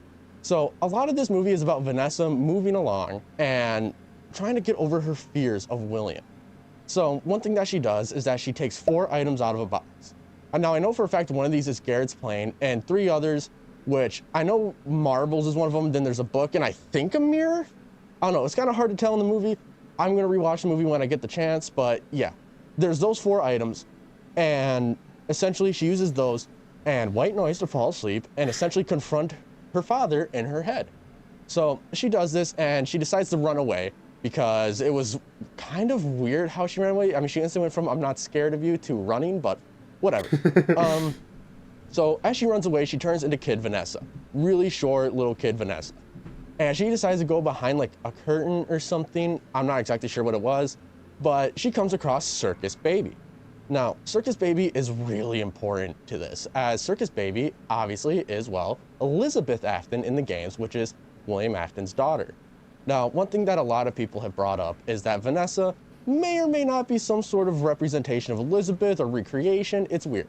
So I'm here to tell you that that's wrong because of this. So one thing that goes on with Circus Baby is her eye color. You're gonna say her eyes. Her eye color tells us if she's possessed or not. Blue being that she isn't, and green that she is. So what's Circus Baby's eye color in the movie? Well, in the movie, it's really hard to tell, as you can see right over here somewhere. Her eye might be green, it might be blue, it's hard to tell. Yeah, it is hard to tell in the movie. There's actually something that helps us out here. Now, this being a post from one of the actresses, seen right in front of Circus Baby. Now, as you can see here, her eye color is green. So it's really weird because in the movie, her eye color does glow blue when the lights turn on. Now, I think that's just the animatronic, but the green part is what's more important here. As green, it is hard to tell. She's possessed already, but not by Vanessa. Vanessa's alive. So that means that Elizabeth and Vanessa are two different characters. So regardless, we can't really say that. There's a lot to unpack there. I talked about that a lot in my, I think it was in my FNaF 2 movie, like just lore in general. Excuse me, my lore video on FNaF 2 in general. I think there's a lot of things to go over about like how how reliable that is. One thing being the puppet already has tear tracks by this point, so maybe a baby just always has blue eyes, or sorry, always has green eyes. You could also say that because it's glowing blue, it's meant to be vague, because maybe it's like at this point in the timeline it's supposed to be blue, but the animatronic they made with green eyes because they're going to use her in the next movie. You never know. Like there's a lot of different things you can kind of analyze there. It's hard to tell, but Vanessa can't be an Afton because of whatever reason you might have with Elizabeth. Maybe she's just a recreation or like some kidnapped kid, which might be Garrett or something like that. I don't know. But yeah, so there's that. And then obviously there's also Michael Afton in this movie, who isn't Mike Schmidt. So Michael Afton does come across Vanessa. I think towards the end of the movie is like the first time they ever meet. I like the actor. And when they do first meet, the coolest thing ever is that the first thing Michael says to her is, "Hey sis." That's it. Hey sis, goes on a monologue, gets clotheslined by Jeremiah, and yeah, that's his whole entire deal. Well, not his whole entire deal, but you know what I mean. And well, that's kind of all I really got. Vanessa really is just an Afton, and it really does help us get to Security Breach's place in the timeline. There's more that I do want to bring up that I will pretty quick here. So one thing I really wanted to bring up from the movie is UCN. You know, that's my favorite thing. And well, UCN is really interesting in this movie. It takes place for possibly 2 years is what it's hinted at. Now, the reason why 2 years is interesting to me is that so far we've played Security Breach in 2025, and I believe FFPS might be in 2023. So the reason for this is that in that game, there's an audio file called HRY223 and the Insanity ending. In this Insanity ending, well, you're learning things you shouldn't. And well, HRY223, people speculate, myself included, that it's Henry 2023. So if we have UCN taking place for 2 years, from the movie, put into the games, that lines up perfectly between the time frame of FFPS to Security Breach. 2 years between those games. AR in 2019, meaning that odds are Fazbear Entertainment didn't have pizzeria locations, but they did have ideas for video games or Fazbear Funtime service, stuff like that. My interpretation. But who knows, maybe I'm wrong. But yeah, I do want to get back into just like the normal stuff now, so.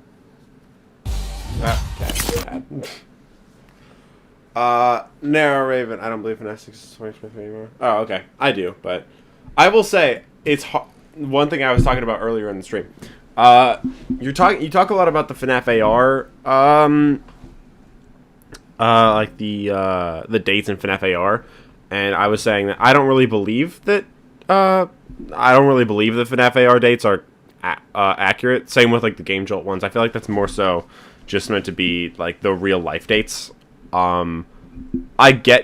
I understand trusting them. I just personally don't, because that's kind of like when you get them in real life anyway. So I don't really think that matters much. But if you were to trust the FNaF AR dates and like Vanessa, if you are to say that Vanessa was born in 97, which again I don't think that's true. I think that's just her birthday. But I think that if you do believe those things and you believe FNaF 6 is 2023 at the same time, that's kind of hard to justify, because Vanessa's possessed by Glitch Trap, and she gets possessed by Glitch Trap in FNaF VR, and in FNaF 8 VR, there's a Scrap Baby plushie, meaning that this is after FNaF 6. So FNaF 6 is in 2023, and then FNaF AR can't be before that. That's one thing that I just noticed. But if you don't believe FNaF 6 is 2023 anymore, then that's fine. Yeah, but isn't it posted on those days? like, isn't it posted in 2023, like right before 2024? Because I remember it said like 2 years ago on it, right? So that would have been posted then.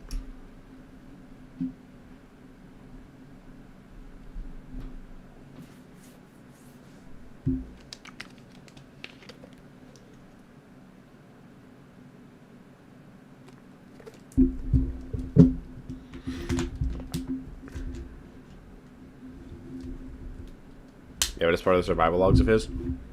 Yeah, I mean, I get it. I just personally think that when the year in, like, whatever, in, like, the emails or those Game Jolt posts, I just personally think if the year matches the year that it currently is when those things go up, it probably isn't meant to be canon. It's probably just meant to be, like, a real-life thing. But I get not agreeing with that. I just personally think that that's probably what that's meant to be. Anyway, I'm just going to keep watching now. Bye, guys. Bye. Alright, so what should you take away from this theory? Well, we made points that help us point to the timeline of Gregory's story, starting on December 4th, 2023, and Security Breach starting on March 9th, 2025. Next is Vanessa's story starting in 2019, placing Help Wanted in AR in the 2019 to 2020 timeframe. The next thing to take away is that Vanessa is most certainly an Afton in the game's universe, with Bill I wouldn't say being certainly, William but Afton's I could see cover-up name, that, yeah. resulting in William locking Vanessa in his Also, basement. I was talking about this earlier, Nero. Bill A is not a fake name. It's literally his name. Because Bill is literally a name that is short for Willie. I would know. My grandfather's name is Bill. So I would know that Bill and William are the same name. It's just Bill is short for William.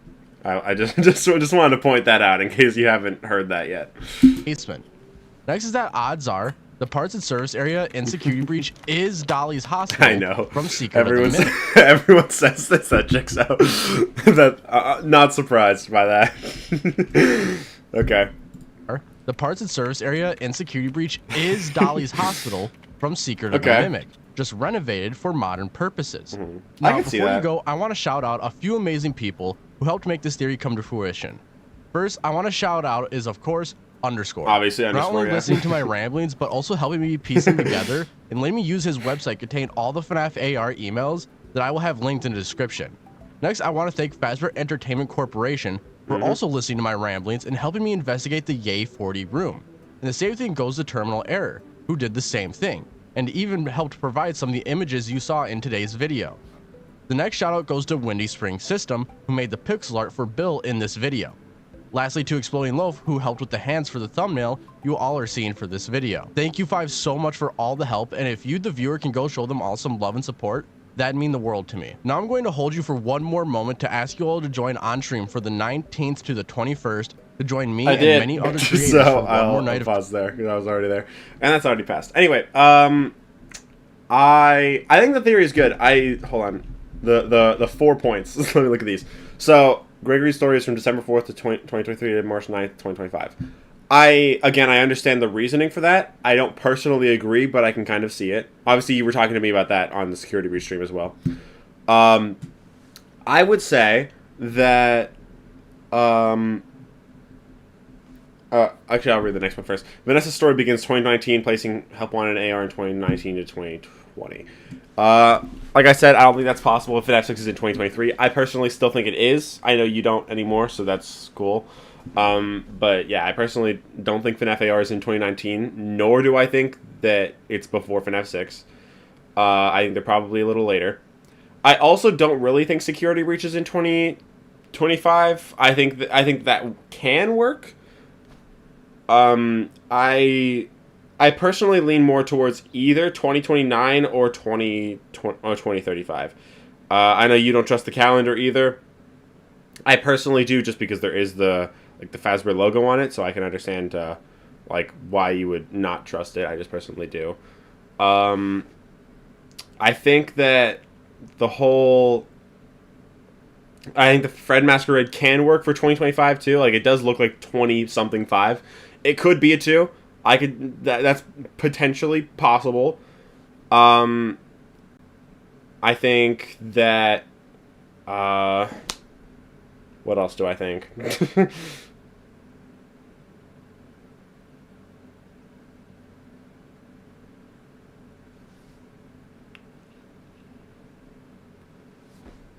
W understanding of the perspectives and being respectful. I like how you say that, and then the other day when I was like, oh yeah, I think Andrew's in the games, you were like, I'm gonna fight you.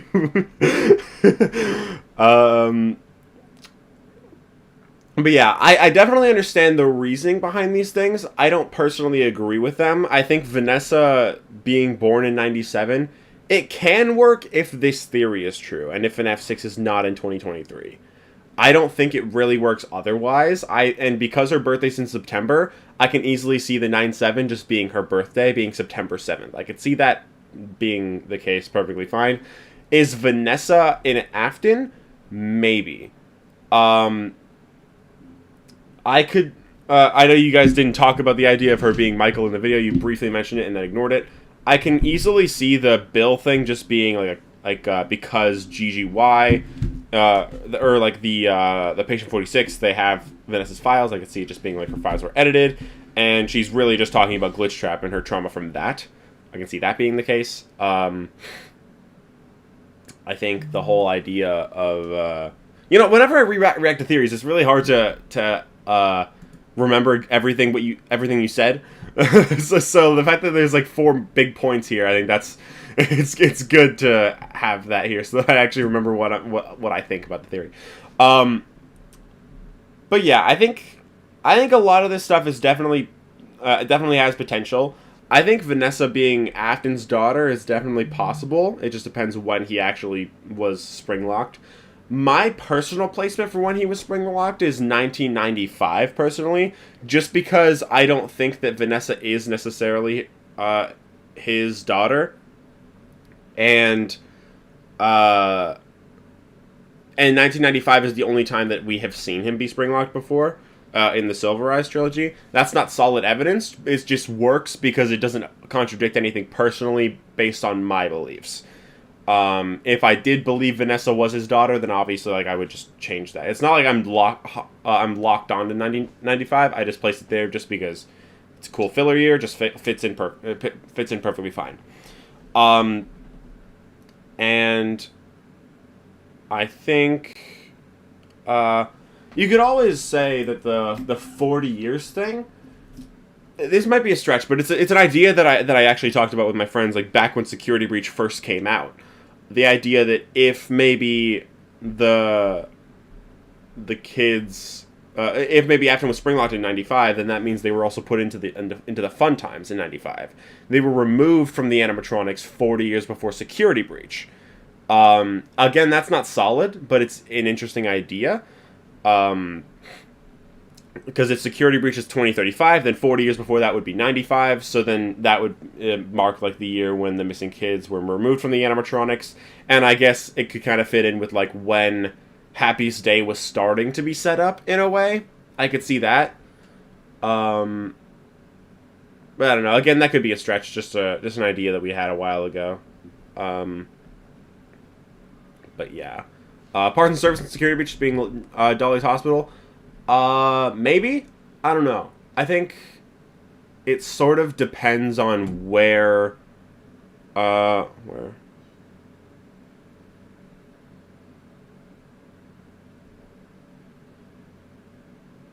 didn't say it was definite. I just said, like, that's where I place it just because it doesn't contradict anything else. That's why I said he's not forced. I'm just saying he could be. I don't think it's the hospital anymore. I could see it being the same one, but it kind of depends on the placement of MCM because of like FNaF 6 being under Roxy Raceway. So if MCM is like right underneath that, then it can't really be the same hospital because it would be slightly too far away because that whole area fits into Roxy Raceway, like the whole MCM area. It could just be like inspired by it too, though. Unless the sinkhole, like, pushed it to the right somehow. I don't know.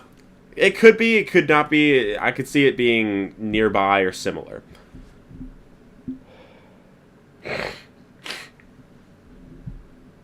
But yeah. I like the video, though. It's a good video. I don't really agree with most of it, but I can... I understand where your points are coming from, and I definitely think it's interesting to... think about. I think MCM is buried, so I think this is like the new about it. So the idea is how.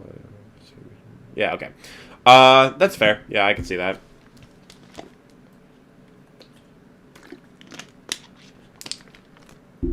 Just having it be like inspired. Yeah, makes sense.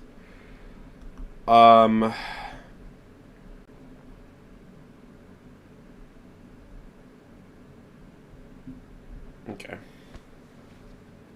Just saying it's not a year to be really locked in. Well, yeah, like I'm saying, I don't think it is locked in.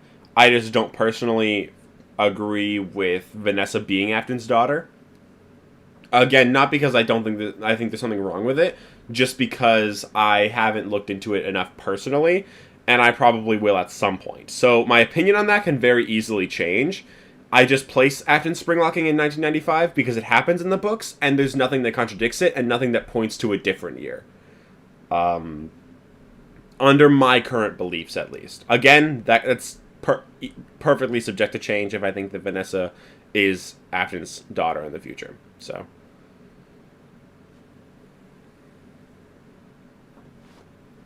Anyway, the next and last video to watch in this stream is I Know How the New FNaF Game Will End by Fredden. So, this is Fredden, right? Yeah, Fredden. This is 21 minutes and 36 seconds long.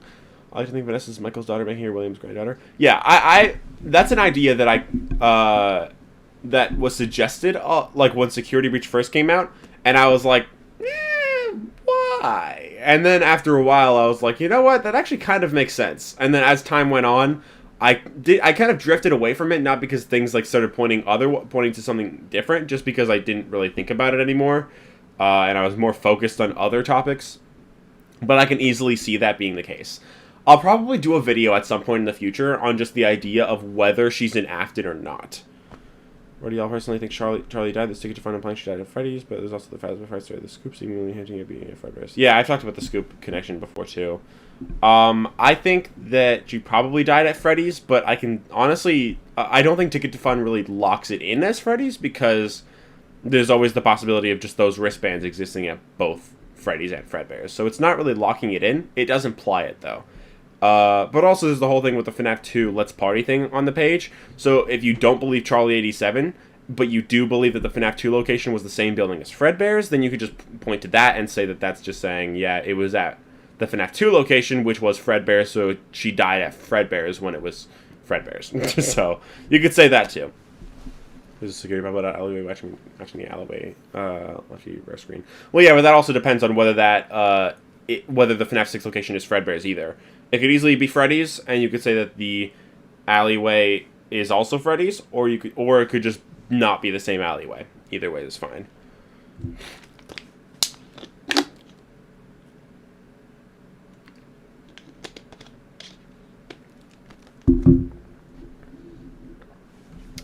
Anyway, let's watch Fredden's video now. This is, I guess, going to be about the Abyss project? Yeah. Okay. Let's see. FNaF's technology. I made my own video about Abyss as well. I made my video was about the idea. Was at first about like what we know, and then after that I talked a lot about like the Blob and how I think he'll have a role in it, who I think he is, and what I think his role will be.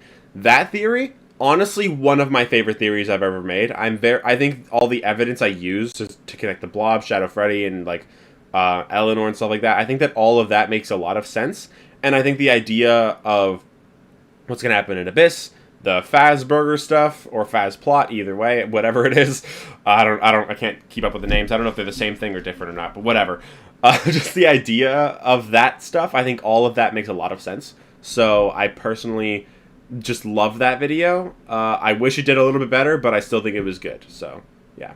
Anyway, let's watch Fredden's video. FNaF's technology has gotten very advanced as the timelines have gone on. From FNaF 2, where animatronics in the 80s are capable of storing entire criminal databases to use on a fly, yep, to the entirety of the fun times. But you're not ready for the next installment when we get FNaF with portal guns. What? I'm only half joking about this prediction.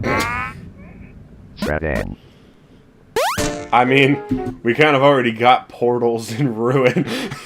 We are on the cusp of our next big FNaF project after the FNaF movie, either it being DLC for Secret of the Mimic, or as many are theorizing, a sequel to FNaF Security Breach titled Abyss. But why Abyss? How did we get here? Well, this all stems from Leon Riskin, one of the main composers of the FNaF games. He's been doing the music since Sister Location, and a great way to spot his work is looking out for the iconic Watch Your Six motif. Leon has been making interesting, to say the least, posts on Twitter, starting with a post about a project named Forgotten Names and Faces, in which he played a very familiar track, Gracefully Into the Abyss. Now, this is where the Into the Abyss titling comes from for predictions on the next game, because if you haven't noticed, if you take the first letter from Forgotten Names and Faces, it spells out FNaF.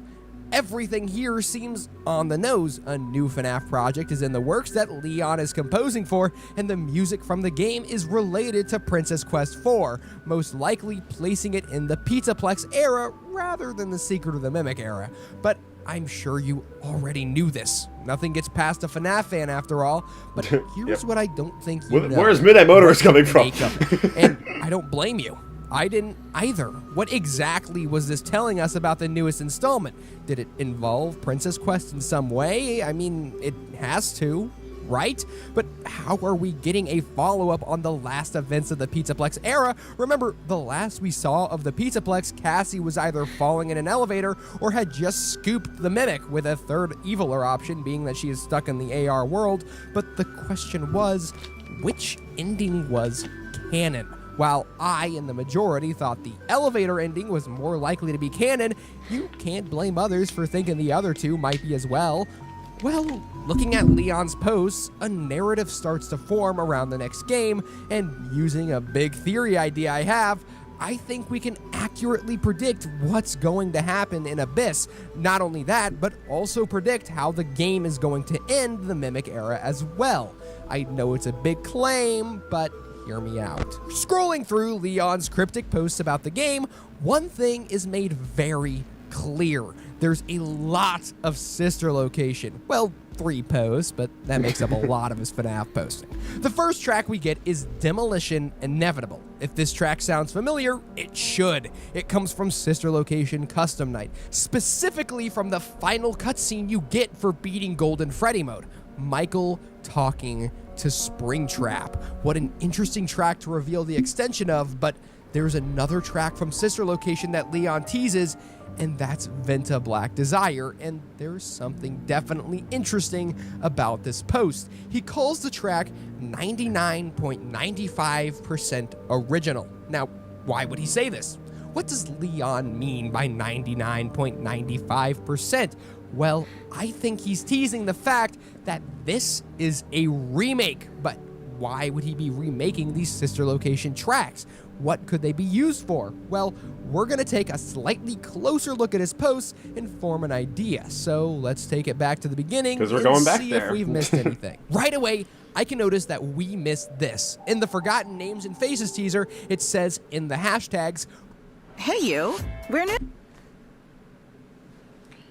Have you heard of reluctant UCN partners theory?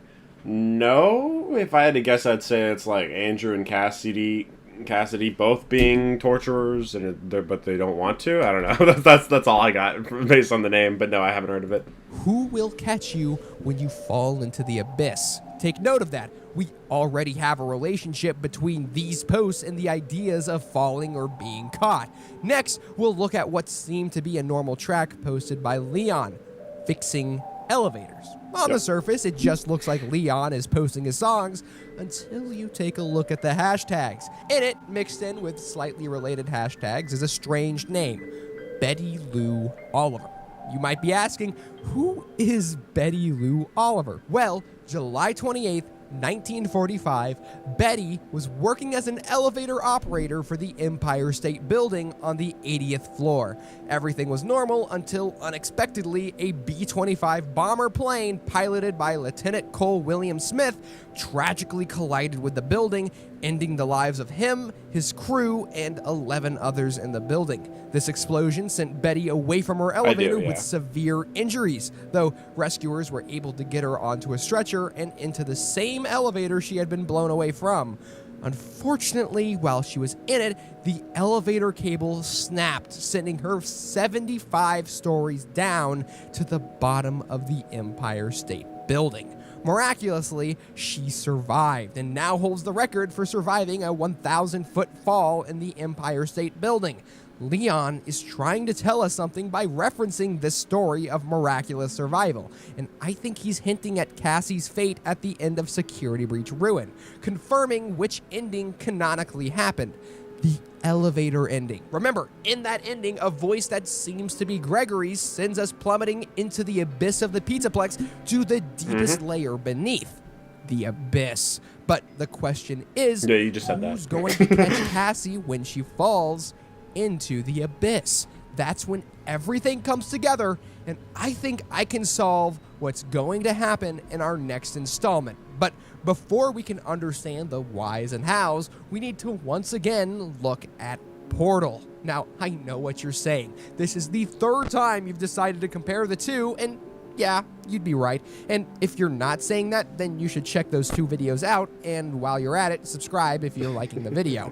But there's a reason I compare these two so closely with each other, and it's just by how extremely similar their stories are. If you don't believe me, then let me show you. Comparing the first Portal game with Security Breach, you can already see the similarities. Not only do you have this extremely high-tech advanced area that you're exploring, but it's also all under the control of a rogue AI that's hellbent on murdering you. You learn in Portal and FNaF that all of the staff of both companies have been systematically murdered by this AI and replaced with robots, and that you, the main character, might have greater ties to the company than you first thought. Not only this, but both games have a Ratman-esque character who hides in the facility and is likely active while you're playing the game. I already have an entire video about this Ratman that you can check out here, but the TLDR is that both the Ratman of Security Breach and of Portal may have familial ties to the main characters. And not only that, but both parallel each other in how their stories end. But the connections run even deeper, and most importantly for this video, run all the way back to Secret of the Mimic. You see, in Portal's campaign, there's a chapter towards the end called The Fall. Now, stop me if you've heard this one before. Don't actually do that, because you won't figure out how amazing the discovery is if you do stop. But you, the main character, after having survived obstacles and a rogue AI trying to kill you, are talking to your friend as you enter an elevator. Your friend starts out good, the elevator lifting you up and you about to make your great escape, when suddenly something seems to take over your friend. Some evilness seems to wash over them, and your elevator stops going up.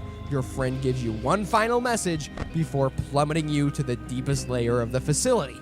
I'm sure you can see how these two scenes are almost completely identical, down to your elevator going up before it gets plummeted down. And I think where Shell and Cassie end up as well might be identical with each other. You see, after Shell falls for quite a while in a chapter aptly named The Fall, she ends up below the facility in what are the remains of old Aperture. You see, before Aperture became the technological powerhouse we see built on top of it in Portal, it had humble beginnings as an advanced, though dated research center run by Cave Johnson. Cave Johnson himself was an inventor who got successful and rich making shower curtains under the name Aperture Fixtures. After becoming a billionaire, he decided to make a drastic switch in plans and purchase salt mines to build a bigger and better Aperture Science. There, using the wealth generated from his common household item, he, for the record, I haven't played Portal, Carolyn, did experiments and tried to create new inventions through a throw everything at the wall and see what sticks mindset. And eventually something would stick: the portal gun. Miraculously, he was able to create the portal gun, but through testing and keeping up his throw everything mentality, the portal gun never left his facility, leaving his greatest invention dormant in his research facility. Cave fails to capture the magic he once had, and eventually he starts to die. So he has an idea to put his consciousness into a supercomputer, but his condition is worsening and he'll be dead before it's completed. So he puts his assistant and implied lover, Carolyn, into the computer, and she becomes GLaDOS. Her first act in Control is to kill all of the staff, and thus the events of Portal.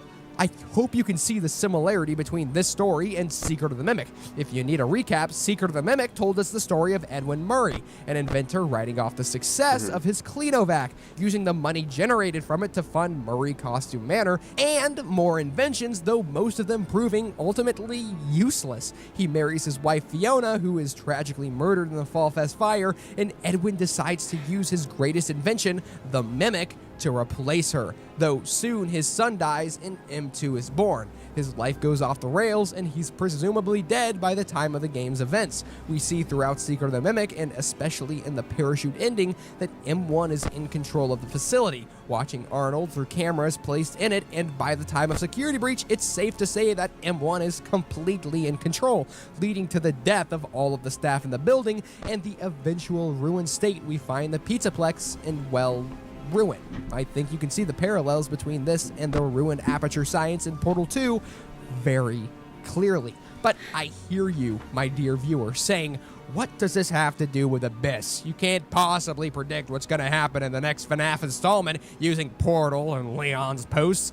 And that's where I say, you're going to want to sit down for this one, because not only am I going to accurately predict FNaF using Portal, but I'm going to show you how Cassie's character will be used and use other FNaF media to completely and without a doubtly predict FNaF Abyss. So let's follow what Leon told us and take a dive into the Abyss and see what catches us. First, we need to go over where Cassie is going to end up. Leon's post seemed to confirm that the elevator ending of FNaF Ruin was the canonical ending, which means that Cassie is dropping somewhere, but where could this be? Well, to understand the concept of where she'll end up, we need to first go over Fazburger. A quick recap of what Fazburger is the idea that all of the FNaF locations from Fredbear's to FFPS are all built on top of each other and all end up underneath the Pizzaplex. This theory also includes MCM, which is kind of the second to last deepest layer. For more information, go watch Cryonide's video on it, linked here. So with that in mind, you might be thinking that I'm going to say Cassie's ending up in MCM after her drop, and you'd almost be right, because I'm actually thinking she lands one layer deeper. Circus Babies, Entertainment, and Rentals. Remember, under Fazburger, it's underneath the Pizzaplex, and not only that, but in Secret of the Mimic, we learn that MCM has an underground city of tunnels, suspiciously similar to the idea of what Sea Bears is. So Cassie is in Sea Bears. Great. What exactly does that tell us? Where do I think she's going to be? Well, that's where we look once again to Portal 2. Portal 2 has a pretty iconic intro, with Shell having been woken up from extended sleep to perform a checkup before going back to perma-sleep, and then being woken up due to servers being shut offline. If you're a fan of Tales from the Pizzaplex, you might hear some alarm bells ringing. In Tails' final story, titled Didophobia, you learn about the nightmare gas experiments being run in Sea Bears. Is he going to say that that's going to happen? That's going to happen in to go Abyss? To sleep during the day, to wake up and have horrific nightmares that end up being experiments conducted by Afton. I think that this is extremely similar to Portal 2's chambers, minus the nightmares, and it's also where I believe Cassie is going to end up. I think the game is going to begin with a fake out of sorts, with Cassie waking up from bed in a house until the player slowly comes to the realization that the house she's in is the FNaF 4 house, with nightmares coming out to attack her. But where does she go from here? Well, this is where the line starts to get a little blurry. While I know the general steps of how the game will go, it's hard to say the specific paths. It'd be so funny if we were in there and then all of a sudden we get out and we find the Mimic just taking notes in the private room.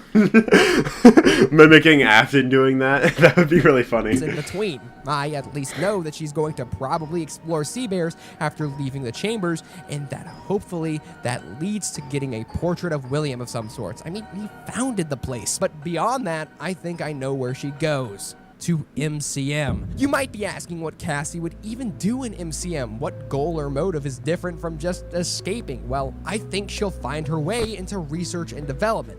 Why there specifically? Because hiding in what should be the security office would be the M1 machine. In Portal 2, once Shell is in Old Aperture, she ends up stumbling upon GLaDOS in a new potato body Wheatley has given her. You rescue her, and both you and GLaDOS team up to defeat Wheatley despite her several previous attempts to murder you. I think the same will happen with Cassie in M1, much like with Arnold. M1 will use Cassie to subdue M2 under the false pretense of helping Cassie get out. By this time, M1 has little to no control over the ruined Pizzaplex, and now her very own M2 is about to be on the prowl and ready to kill more unsuspecting people, and she wants to contain it.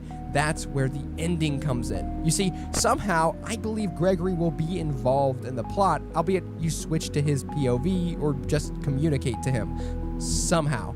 But one way or the other, you'll know what Gregory is up to, and eventually you guys will meet somewhere in the middle. Maybe fresh. I actually like the idea that you'll wake up in the nightmare chambers. Waiting for her. That then you both will team up against him too. Now, here's where 3 different sources come in for my prediction of the ending. We've already established a lot of connections to Portal, and I have one more. The moon! If you didn't know, throughout Portal 2, Shell learns about how moon dust is the best conductor for portal technology. So using this knowledge, and in the final act of desperation in the finale, she shoots a portal at the moon, getting rid of Wheatley and getting GLaDOS back in control of the facility. And in FNaF, well, we've already seen a moon. Well, several, but more specifically, a moon.exe. In Secret of the Mimic, you are given the choice of playing an executable file on MCM computers called Moon. Using collectibles found around MCM, you can progress in Moon, leading to you eventually ending up in MCM in the game and restoring M2 back into David, winning the fight against M2 peacefully. From how M2 acts in FNaF Ruin, we can deduce that this peaceful ending likely isn't canon, and that Moon.exe hasn't been run on M2 yet. So what if Cassie ends up finding the program and running it on M2? But here's when things get darker, and we pull from some other very likely theory to get a conclusion to M2's character. You see, John over on the FNaF channel has a long-running theory that the Steel era FNaF games are pseudo-adapting the Silver Eyes trilogy, taking plot elements and entire storylines from it and putting it into the modern era, and I believe this. I think this is true, and you should definitely head over to John's channel to learn more about the topic. I know, how sweet of me to shout out smaller creators, but there's also a theory from T-Dreads called God David that deposits the idea that Crying Child, David, and Gregory are basically the same kid, with some kind of chip being inserted into CC and Gregory to make them another David. And I also think this theory is true. It explains why these characters are being hammered in our heads to be similar, and several parallels the characters exhibit. But I bring all this up to say that Abyss will end with the death of Gregory. Hear me out. In the 4th closet, where we would roughly be in the Steelwell era, we end the novel with every Charlie bot being stabbed at the same time, killing them all. Yeah, it's called all the Gregory bots. CIBC is a founding partner of the Toronto that'd be funny. Reveal that Gregory is a robot. That would be so funny to see the community reaction if that actually happens. Quite interesting that the amount of Charlies killed and each's role seem to line up perfectly with the Steelwool Games kids. First, we have Charlie Prime, or the protagonist we've been following through the series.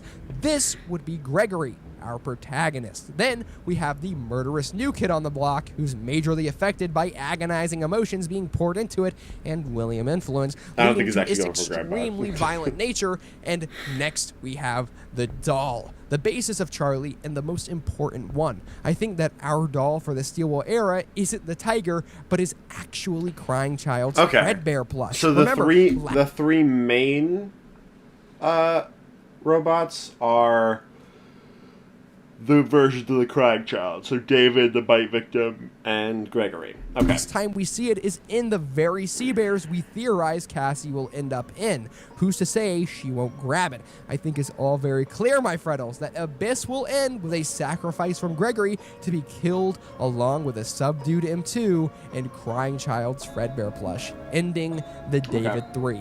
But there's one last quick thing I want to get into, and that's mainly because of how interesting it is, and it provides a possible side mission for the game, and that's the relationship between Cassie and the puppet. You see, throughout Ruin, we get hammered in imagery comparing Cassie to the puppet. Not only does Cassie help each animatronic in the game in a more pacifistic route compared to Gregory, except for Montgomery Gator, but she also is directly connected to the character through Glamrock Bonnie. Watch my video on it to learn that mystery. Trust me, it's deeper than you could have ever thought, but I think these parallels are very purposeful. I think we're meant to connect Cassie to the puppet because the games also connect M2 to Nightmare On through Jackie and the Nightmare staff bots. I think we're being shown life and death, one that brings life and one that brings death and destruction, all to tell us who's destined to defeat M2 and who will put an end to the Mimic era. Also, while Cassie helps free all of the wet floor bots, she doesn't do the same for the staff bots, so there could possibly be a side mission there.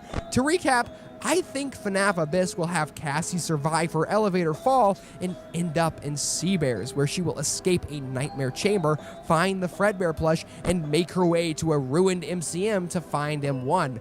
There, they will team up so that she can put Moon.exe in M2, who will end up being stabbed by something along with Gregory and the Fredbear plush, ending each of their stories. Along the way, Cassie will find staff bots to give happiest days to, ending their torment and ending the Mimic era. What do you think of my predictions? Am I dead on the money, or that would be interesting, especially if you have like have Cassie actually be there for a little while, like if she's there for like a few days while Gregory is trying to actually get to her, whether you have Gregory like physically there or not. But the idea of her ending up down in the rental facility would actually be really interesting, and I think she'll end up in the rental facility for sure. I was thinking like she would just be in the elevator, like she'll come out of the ruined elevator, and then she'd find her way, like she'd make her way through the rental facility, and maybe one of the endings would be her getting to the Nightmare Chambers, which I think could still happen. But the idea of her just waking up there, like having the Mimic maybe put her there, would be interesting. Especially if you just have the Mimic taking notes. Just have the Mimic be in the private room with the Fredbear plushie with the keypad, and just like she's scared. Oh shit, she's getting out. Oh shit, she's getting out. That would be really funny. And then we just walk in, we see the Mimic in a lab coat, just writing on a notepad. That would be funny. I don't think that would ever happen, but like something like that though. The idea of like her waking up in the chambers and having to get out from there, that would be interesting. Whether it's gas, whether it's illusion discs and plushies, either way, I think that this could reveal whether it's gas or plushies or whatever, and illusion discs. I think that could be an interesting way to like introduce that stuff, clarify that stuff. Whether it's the canon ending or whether it's the beginning, either way would be awesome. Yeah, very different idea from Rytos, but I think both ideas actually work really well, and I like them a lot. Overall, though, that was my whole stream. I'm going to end the stream now. I hope you guys have enjoyed. If you did, leave a like, subscribe if you want to.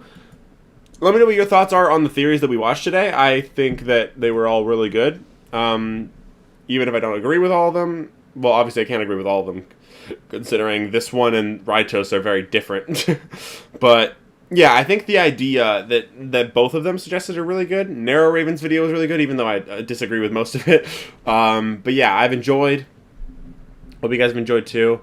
My next stream will probably be Help Wanted 2 tomorrow. I probably will be able to do that. I'm going to spend the next couple hours getting ready for work, editing my video.